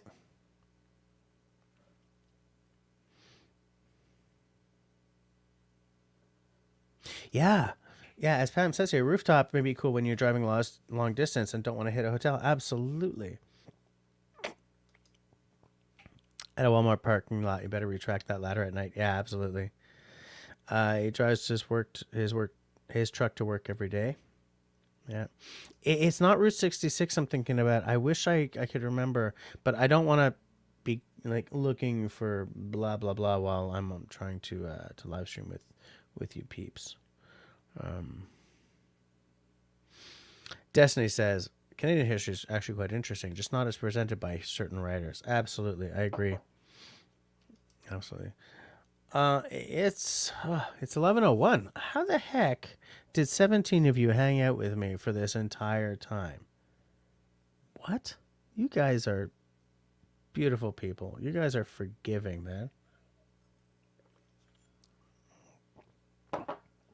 Like I'm rushing in here. Stupid day. Just trying to get my crap organized. Boom, I'm online. Is it working? Yes, it's working. I talk a lot of utter garbage, and you guys are still hanging with me. That's cool. I like that.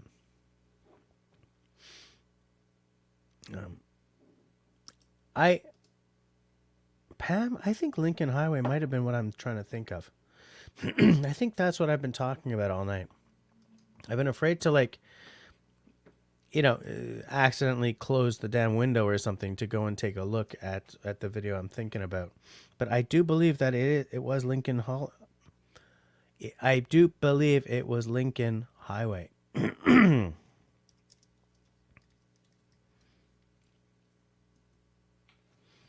Because I know it wasn't Route 66. Oh, yeah, there it is. Oh, okay, I'm going to drop this in the side chat for you guys. If any of you want to spend 7 hours, 30 minutes, and 53 seconds, I obviously haven't watched the whole thing, but I was just enchanted by it because he was talking about an America that was. If any of you want to see that, right click, open in a new tab, watch in chunks, because if you have 7 hours and 30 minutes to watch out the front window as a guy talks about the highway, all the power to you, but that ain't me. I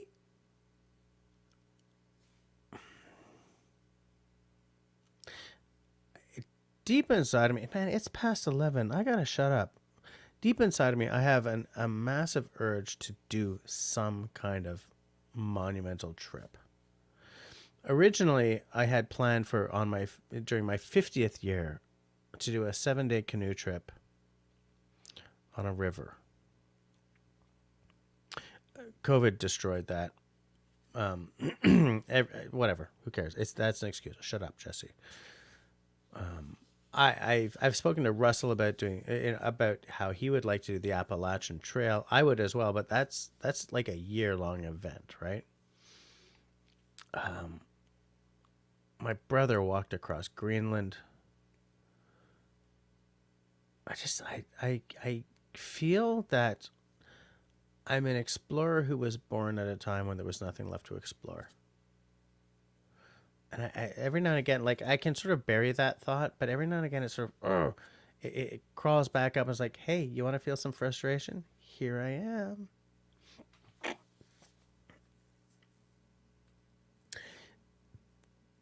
This year, this June will be 10 years that I've had this channel, though you couldn't tell from the numbers or the quality, let's face it.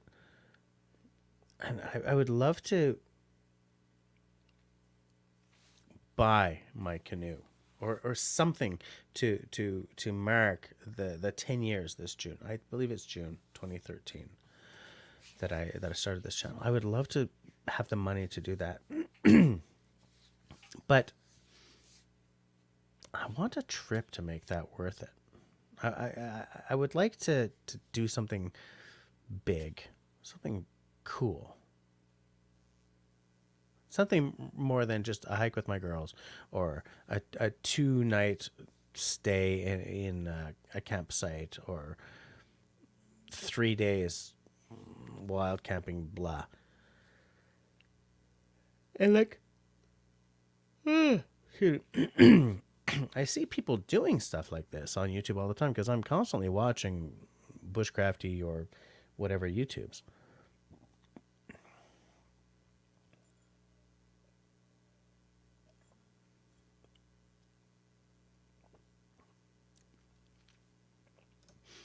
I love watching the things that guys like Kevin Callan or any of the Barretts do. Because these people are out there living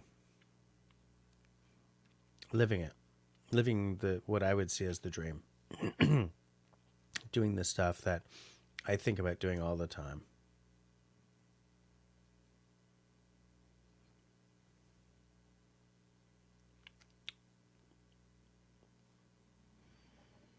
I'm getting really boring here, guys. We're at 11:06. I'm going to go to 11:50, and then I'm going to shut her down because I have a lot of dishes to do before bed. But yes, Pam, it was the Lincoln Highway. Did I drop the channel? Yes, I did. Thanks, buddy. Ian, I love you back. Pam, I also watch a lot of history documentaries. Documentaries? What? Documentaries. I watch a lot of documentaries. You know, they're documentaries. How the hell do you pronounce that now? Documentaries. Sorry. Oh, Russell said it. I'd like to through hike the Appalachian Trail. Yeah, and you mentioned that to me before, and I think that's a big freaking trip. But I think that there are sights on that trail that you would not be able to believe. I'm just going with like what I've heard about the trail. I think that if I were to do the Appalachian Trail, like I'm going to do it, but man, if I were, I think I would want to start in the south and head north. Because I would like to end in the northern forest, hopefully in fall. But that means starting in the south, kind of when it's stankin' hot. But I love the idea of like starting like, oh my God, it's so hateful down here. I'm so hot. Oh my God, we're living on the surface of the sun. And there's just like, as I go further and further north, it getting cooler and cooler and end in like October in the northern forest. You know, like New York State or whatever the hell it is. Oh, that sounds amazing. Rebel with an O. Hey, by the way, maybe a no pain no gain type of trip. I don't know. I'm currently living a no pain no gain I'm gonna start that again. I'm currently kind of living a no pain no gain type of life. I did a video months ago about how I was fat. I had a blood pressure problem, and I'd like to get fit. I'm sort of doing that right now with the aid of our office kinesiologist at work. Part of me likes the no pain, no gain philosophy. Part of me doesn't. Part of me just wants to be living a more active lifestyle in a baseline sense. You know, walking everywhere rather than driving, biking everywhere rather than driving, canoeing everywhere because I just got to get my ass into a canoe, camping because who the hell likes a city? Or like, you know, hiking, just being active in a baseline sense, that's your life sense, rather than, okay, I'm going to do these exercises this day, I'm going to do those exercises the other day, and I'm going to do like 4 hours of a stationary bike on Friday. No. You know, part of me likes just the idea of living in an active lifestyle.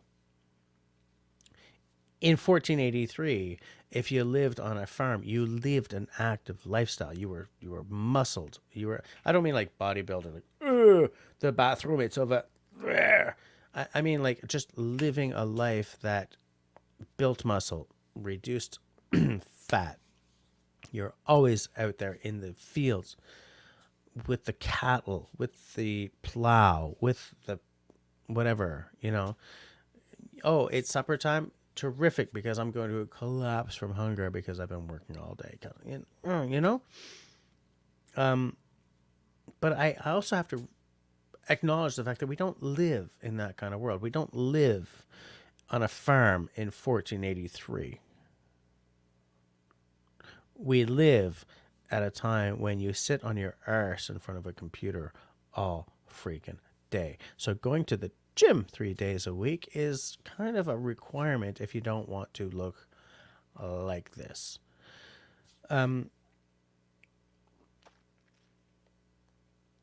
So that's me saying I don't really know how to answer what you just said, right? Because there's a yes and there's a no.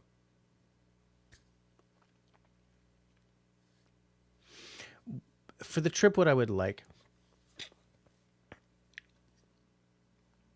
I would like to test myself, but I want to enjoy it. Right? So if I'm testing myself, but I'm like, oh my God, I'm not going to make it for 7 days or 4 days, whatever. No, I'm 50. Right? So to me, can this fat old guy do a 5 or 7 day canoe trip on a river no matter what? That's a good series of videos.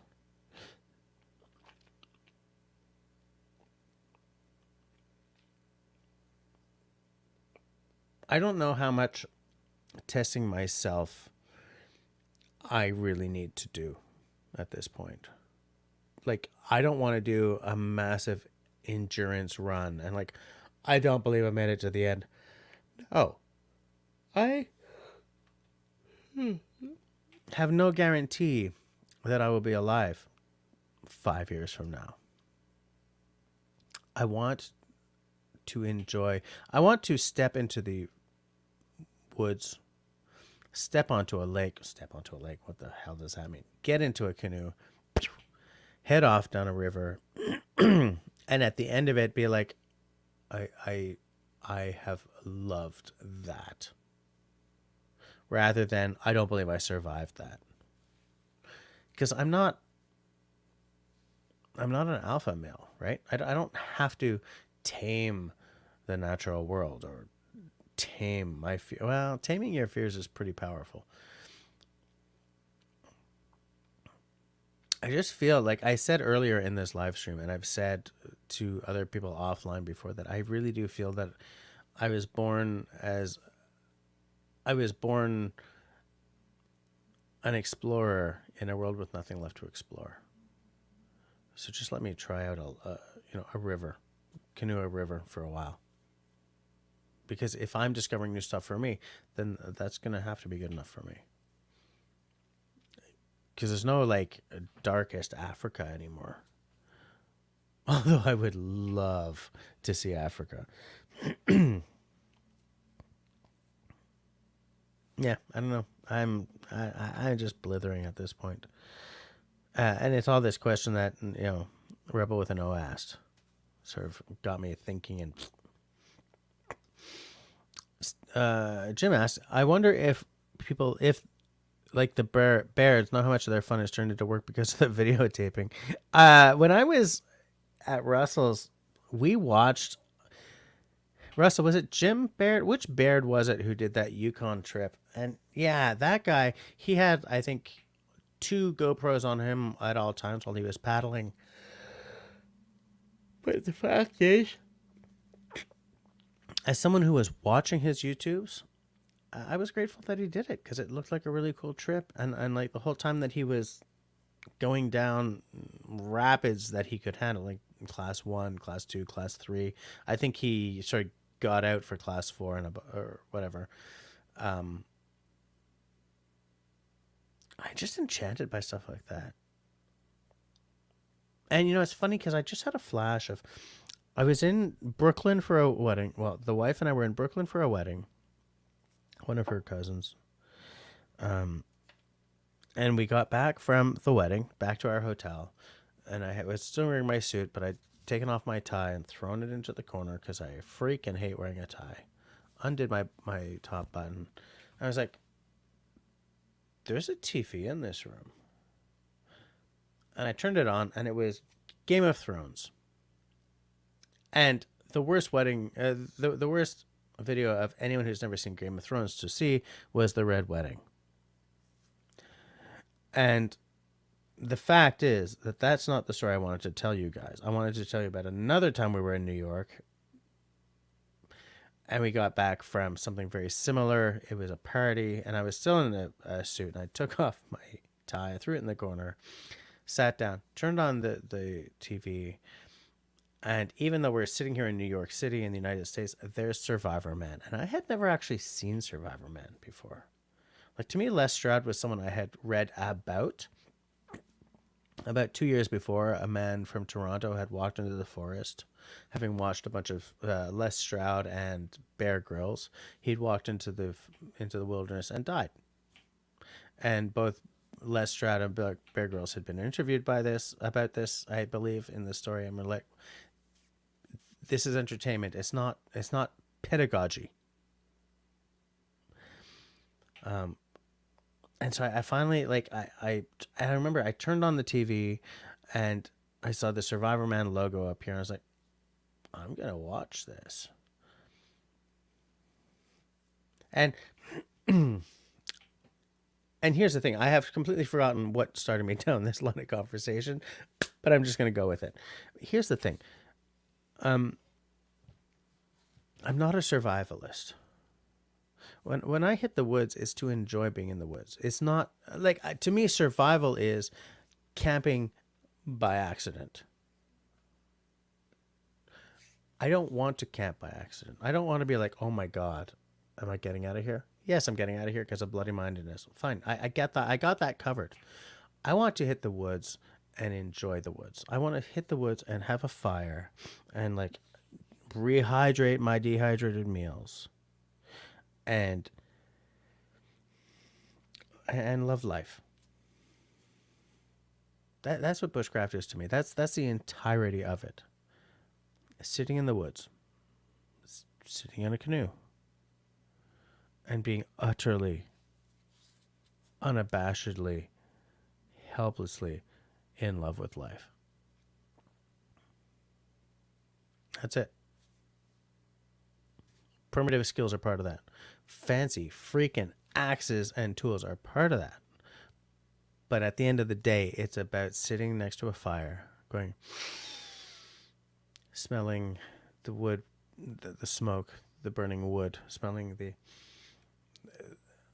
petrichor after the rain out in the woods, smelling the greenery, smelling the whatever, looking around and seeing nothing man-made except maybe the canoe sitting in the corner or the tent, but like being out there. Being out there. You're sitting there at night. You're walking down a path, and across a rivulet, you see a field of fireflies. A field of fireflies. I'm talking from experience. A field of freaking fireflies across a small river. Sitting under a tarp and waiting for a thunderstorm to pass, and smelling how the rain smells in the woods rather than the city. It's a different smell, man.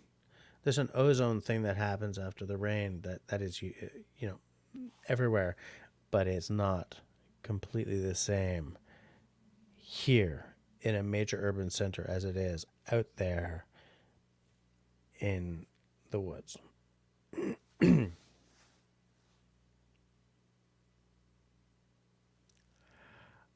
I am lost. I have no idea how I started this conversation. Pam is out. I think I did. I don't know if I said that. Kelly says, my cousin hiked it. Oh, he started and made his way down to South Virginia. Nice. Okay. How long did that take? Rebel with an O says, sounds like a midlife crisis or a sort of life pause. To me, I fully acknowledge that my midlife crisis car will be a canoe. And rather than, dating a 20-year-old, I will hit the woods and be alone. Notabot says, bring a defibrillator. You'll be fine. Fair enough. Rebel with an O says, know your limits and explore around that edge. Absolutely. I guess we're going till 11:30 because it's 11:20, and I had originally said we'd go until 11:15, but it's past 11:15, and I've still got whiskey. So at 11:30, though, we're done. So in 9 minutes, we're finished, okay? It was Jim. Yes, it was Jim. Yeah. Great series of videos. Absolutely. I enjoyed them massively. Part of that was probably because I was finally actually seeing Russell in person, and I think he's a pretty cool guy. But no, that was a cool series. There's certain elements of his equipment that I wish I'd known what they were. And some things I have discovered, since then by looking them up. All right, Destiny's out. Okay, Matt J says, Jess, the way I think of camping, simply put, camping equals turn the brain off by turning it on. Fair enough. That makes sense to me. I like that.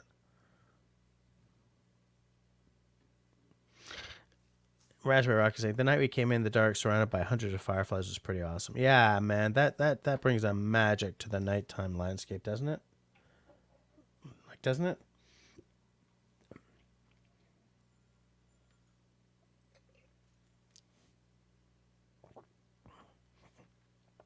Every time I have been to the Saguenay or the Charlevoix region, obviously North Shore, Quebec, 5 hours away. Saguenay is like right next to Charlevoix. It's like Charlevoix, the border between Charlevoix and Saguenay is like a mountain range. A little, a pimple range, if you're used to the Rockies. And it's like the Charlevoix is on one side of this little range, and the Saguenay is on the other. Because Russell hates it when I say, man, I'm all about the boreal forest. But the thing is, the Saguenay, man, with the boreal, that's where I saw a field of fireflies one night. That's where I smelled what a forest of black spruce and all that stuff. And because it's, I think it's because I want to see the north. I'm dying to see the north. I am dying to see the north. Maybe not in February, like maybe more like June, July, August, October. I don't mind cold. I just don't know if I want to be in like minus 50, dude.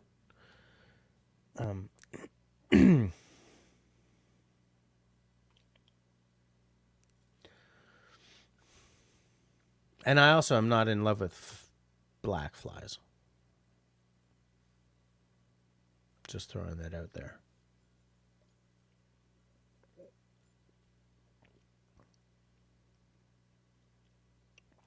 That whiskey is so good that I want another one. Not going to do it. Do you get the Aurora often? Here's the thing. We would. But in Montreal, most of the winter is overcast. So, like, living in Montreal, I missed an epic Aurora display recently when there was a major event on the sun. Completely missed it because it was cloudy, week straight kind of thing. So last time I saw the Aurora, I was a child living in Manitoba, in Saint-Boniface. And that's the last time I saw the Aurora Borealis. I mean, I was a child, dude. I was like 5 or 6.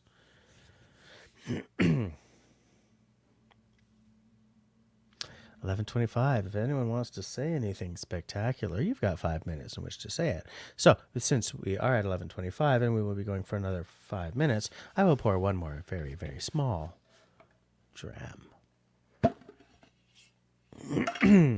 Who's still with me? Man, there's 15 people here. What the heck, Holmes?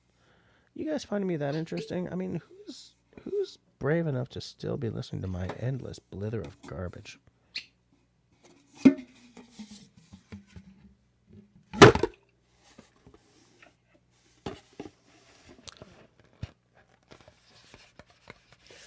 I would love it if they would ship these without the tins, by the way.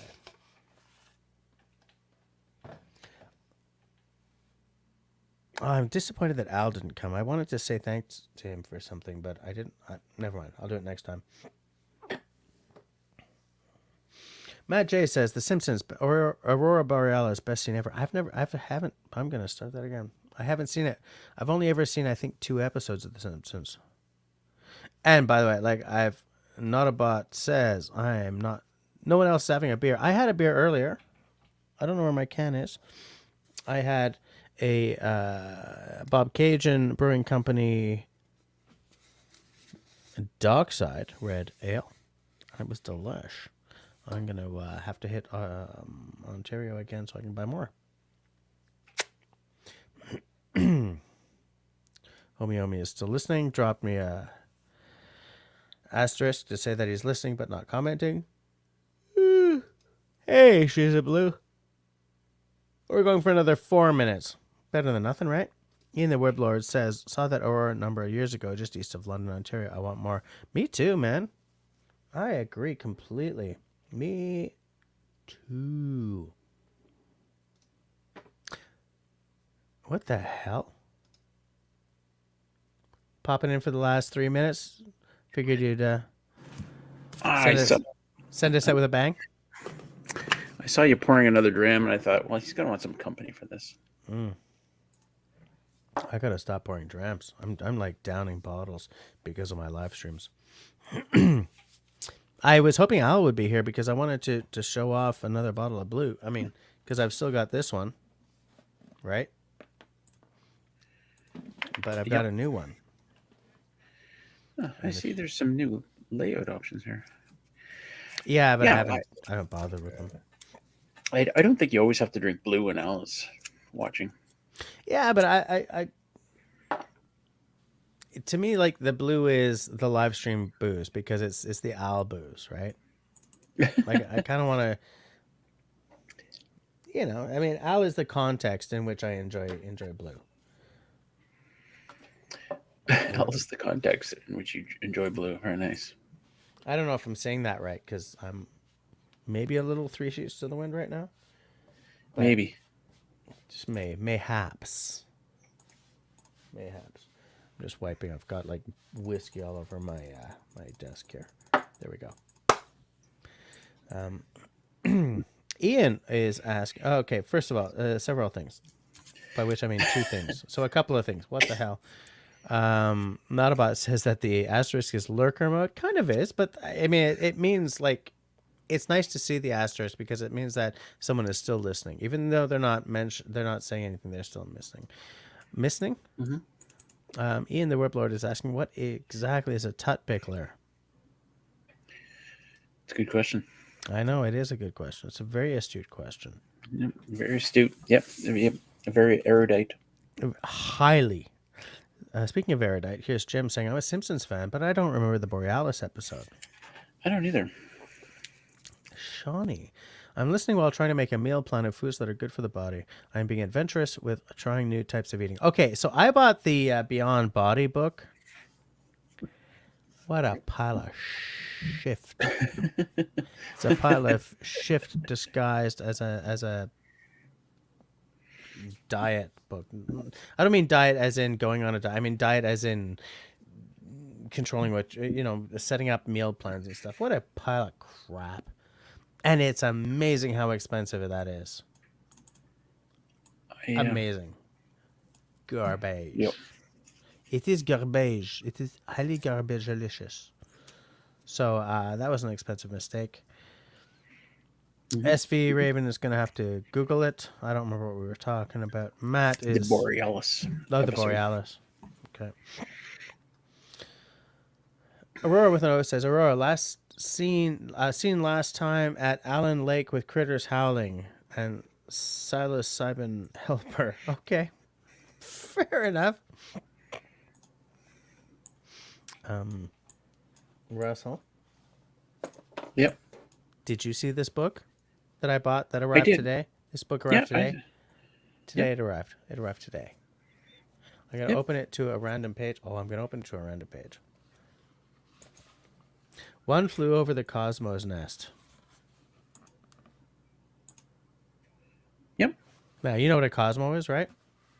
Yep. It's a drink, right? Yeah. Based on oh, God. Start again. One Flew Over the Cuckoo's Nest from 1962 by Ken Kesey. Kesey's groundbreaking novel, written while he was a student at Stanford, was drawn from his stint as a psych ward employee when he wasn't volunteering in LSD trials on the side. Though narrated by a paranoid side character, the hero of the story is McMurphy, Jack Nicholson in the Firecracker film version, who leads his fellow mental patients in a rebellion against Nurse Ratched, a needle-wielding vixen who represents the tyranny of society, and seriously raises the question, who's the real crazy here? Liberate your own hemmed-in ways with a Cosmo you'd be cuckoo to pass on. So, here's the specs. Specs, by the way, is cocktail talk for a recipe. An ounce and a half of Really? vodka. Yeah, they're called specs. An ounce and a half of vodka. Why you gotta be laughing, man? I'm about to read you some specs. I need the specs. 1.5 ounces of vodka. 1 ounce of cranberry juice. 1 ounce of triple sec. Is it the triple sec, huh? 1 ounce Yeah. of triple sec. Can we? No, that's a half ounce. Okay, I'm gonna start that again because I am rushed. Okay, Just one hold and it a up half. to the camera. Yeah. Okay, there you go. 1.5 ounces of vodka, 1 ounce cranberry juice, half an ounce of triple sec, half an ounce of lime juice. Combine the ingredients with ice in a shaker. Shake well and strain into a chilled cocktail glass. Code Blue. It's hard to stop at just one of these, especially if all the other voices in your head are parched as well. Okay. Good to know. Did you take notes? I certainly did. Good. Good. I was ready. Because if not, I'll Furiously. just take a picture of it and send it to you. Then you got to make it during the next Books Fest. Sorry, what was it called? It was called the I don't remember. Oh, crumbs. Now I have to One find it. Flew Over the Cuckoo. One Flew Over Nest? the Cosmos Nest. I don't believe I just opened to the same page. Is that Nurse Ratched? That's Nurse Ratched. Yeah. Actually, she's a lot hotter than she was in the movie, though. Yeah. Right there. I Woo! was like, she's gonna make you drink and then kill you. Yeah. Well, or lobotomize you. Our Lord. Yeah. I want to do more protein and veggies, says Shawnee Schiff, but These are gross. I like veggies. What Some are of you them are. talking about? Veggies are good, except eggplant. All right. Eggplant is a pile of crap disguised as a food stuff. I like peas, carrots, corn, and cucumbers and salads and lettuce. Those are the five veggie food groups. Peppers? Orange peppers? Tomatoes. Yellow peppers? Tomatoes, okay. Oh no! Okay. Tomatoes are not a veggie, by the way. What is with know. you? What? I got to snap right into the... I've been drinking. Well, I cannot condone that kind of behavior. Uh-huh. Veggies are not gross, Shawnee. They're amazing. Some of them are Brussels sprouts. Blech. What? Come on, dude. Brussels sprouts are amazing. Come on. Here's what I do. No. You Green could onions. parboil them. Parboil them. You don't want to parboil them because that wouldn't work. Parboil them. But I do them in a... No. I'm telling you. I'm specifically telling you a recipe here, Russell. Do you guys believe this? Do you guys believe that he's walking away while I'm telling him a recipe, Russell? Here's what you do, Russell. You have your Brussels sprouts, you rinse them, and then you have them. If you don't want to parboil them, and then you fry them in a pan with a little oil or butter. But here's the thing. What I do first is I fry up diced... what's that meat stuff called? It's like bacon, but not. I keep wanting to say Parmigiano, but that's cheese. It's bacon-esque. Italian bacon. What's it called? Are you still talking about Brussels sprouts? No, I'm talking about Italian bacon, but it's not bacon. It's called... Pig bacon? Pea meal bacon? Pork bacon? Pig bacon? pancetta. I've never heard of that before. Pancetta. Why were you talking about it? Guess I'm telling you how to do Brussels sprouts to rock the freaking Okay. world. Okay, Here's- first... No, wait. Recipe first, then Russell. You fry up a whole crap load of pancetta. You take the meat out, but you leave the... You can walk away, but I can still talk to you, Russell. You walk away, but the pancetta is still the secret to life. So, you remove the meat, but you leave the fat in. You've either parboiled or not your Brussels sprouts. You throw them into the pan. You pan fry them. Then when they're good and like just a little sort of browned, maybe a little crispy, in the pancetta fat, which is the same as bacon fat, but Italian. Then you throw the pancetta back in. And then you scoop them out and you put them as a side to whatever you're making, whatever, a pork loin, whatever. And it's freaking delish, Holmes.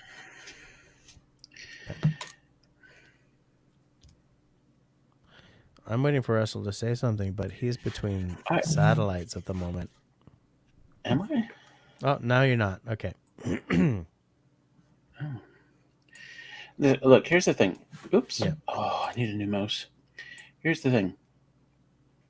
If you got to dress it up so much that you don't even know what the vegetable is anymore that's in this thing, then if you can just take that vegetable and like take a bite out of it without like putting a whole bunch of crap on it and you still enjoy it, then fine. But if you dress it up so much that you could probably take the vegetable out and think, oh, this is amazing. Yeah, but I mean, yes, I agree. But using pancetta bacon, but using pancetta fat and then throwing the pancetta back in with the Brussels sprouts is not the same. It's not what you're talking about. You got to try this, Holmes. Brussels sprouts are fabulous, especially when cooked with pancetta. I'm trying to help you, man. That's not happening in my house. I'm trying to help you. City Girl doesn't like them either, so this is Dude, even my kids, by which I mean the 11-year-old, actually. Never mind. Shawnee says, no. Jim says to Shawnee, I shave. No, sorry, I eat the same way. Oh, God, never mind. Russell, you just read the next message. Yeah, I'll get on that one. Here's one by Ian the Weblord. A Tut Pickler is a purple Ford Mustang. Thanks, Goog. I didn't think that fits in this context. How'd you find that? Is that real? He's making that up. I think he's making that up. Absolutely. Pickler. How did I spell it? Jim says he's a meatitarian. What? Ian the Weblord says to Shawnee, you just need to add more butter to enjoy veggies. Now, I would like to point out that when you're doing boiled carrots and I believe broccoli, adding the fat of a little butter actually ups the nutritional value of the veggie. Here's the thing: when you boil your veggies, you reduce okay. Here's the thing: when you boil your veggies, you reduce the nutritional value because a lot of that gets sapped out, drawn out into the water. It seeps out or it gets sapped out. Yeah. It's best to steam your veggies, but also you add a little fat to certain veggies, including carrots and I think broccoli. That ups your nutritional value. It's, for some reason, the fat and the veg work together to your benefit. Not a bot says horseradish, minced garlic, and bacon bits. That actually sounds pretty good, actually. I like it. Sorry, I guess you're getting there. Go ahead. I was going to say, Shawnee's going to try roasting some asparagus tomorrow. Peas and corn are amazing. Asparagus is so good. See, this asparagus is one of those things. If you just eat it, it hasn't got a great flavor, in my opinion. But if you this is how we used to get the kids to eat some vegetables. You melt some cheese and you pour it over, or just melt some cheese whiz and pour it over it, and it's fabulous. Yeah, I wouldn't do cheese whiz, but a little butter over it and with some spices. Well, I'm just saying that's how we get kids to eat vegetables sometimes when they really don't want to. Good old kids. It's funny when because there was a lot that I didn't eat when I was a kid that I eat now, but I think our taste buds must change over time. Like I hated olives when I was a kid. I would never eat them, but I love olives now. I cannot eat olives. Yeah. Cannot. Matt J says it's like afternoon in Australia. Gosh, you two are going to be seeing the same sun as us shortly.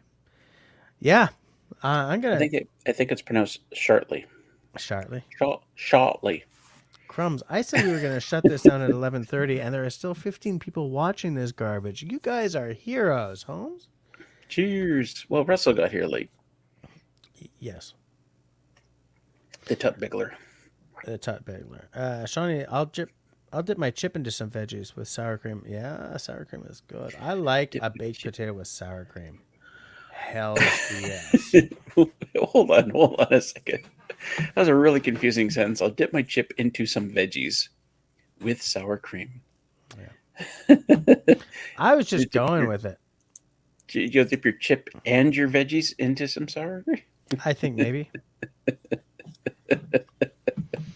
It's like, first you dip the chip in the veggies, and then you go for the sour cream. And Yeah. Hold on a second here. I'm late. I'm gonna go to the down to the bottom. No cheese today. I had a little cheese earlier between the beer and the whiskey, sort of as a like a palate cleanser. Ian says to Darth Vader, bacon wrapping will work with for almost anything, and I agree. Shawnee says today's project was use spices and items in the house to natural dye hard-boiled eggs. Okay, what? Oh, it's just because of Easter? because of Easter, maybe. SV says, I saw a recipe for squash. Slice it lengthwise, place on a cedar plank, season with simply just salt and peppers, roast by hot coals. Then you dump the squash in the fire and eat the plank. I thought this was going to be cool, Jim. All right, guys, it's 8:43. I'm going to 8:40. No, it's not. It's 11:43. I'm going to 11:45, and then I've really got to shut her down. I got to do the dishes and go to bed. I'm having a rough week, so I got to be on. I got to be on. That's not going to happen. It's got to happen. First of all, because I may. Never mind. Oh, I see. Okay, you mix the sour cream with corn, peppers, onions, and then dip your chips in that. That Yeah, sounds like it would work. we've made some late night dips just by starting with sour cream, and then you dump in whatever salad dressings are in the in the fridge. Dump in there a little bit of Onion hot soup mix sauce, is good for making a dip. onion soup, or Yeah, onion soup. Hell, like an onion or like a soup mix. yeah, it's like cream of onion. Yeah, so good, so good. Stop it. It's terrible. It's Yep. pitchy. You okay there? Yeah. Okay? Yep. Yeah. 11:44. One more minute until showtime. By which I mean shut down the showtime. Sure, fella. What's going on in there? There was a bit left. Thing is, I don't want to finish that whiskey off too quickly because grilled octopus salted to perfection. That's your veg. Okay. I have not had octopus in about a dog's age. I think I had it. Yeah, there's David. Way late. Hey, yeah, David, we're on for one more minute. Oh no, we're done now. We're done now. It's 11:45, and I have no choice but to not suck at work tomorrow. So I'm gonna shut her down a good 45 minutes after shutdown time. But yeah, man, it's cool that 15 of you are still here. Thanks for hanging out with me. Next week, I will be back with more magic and magic, whatever. Between now and next week, please, everybody, please stay sane, stay safe, stay. Between now and next week, please, everybody, stay sane, stay healthy, stay safe, and be kind to one another. And pea soup.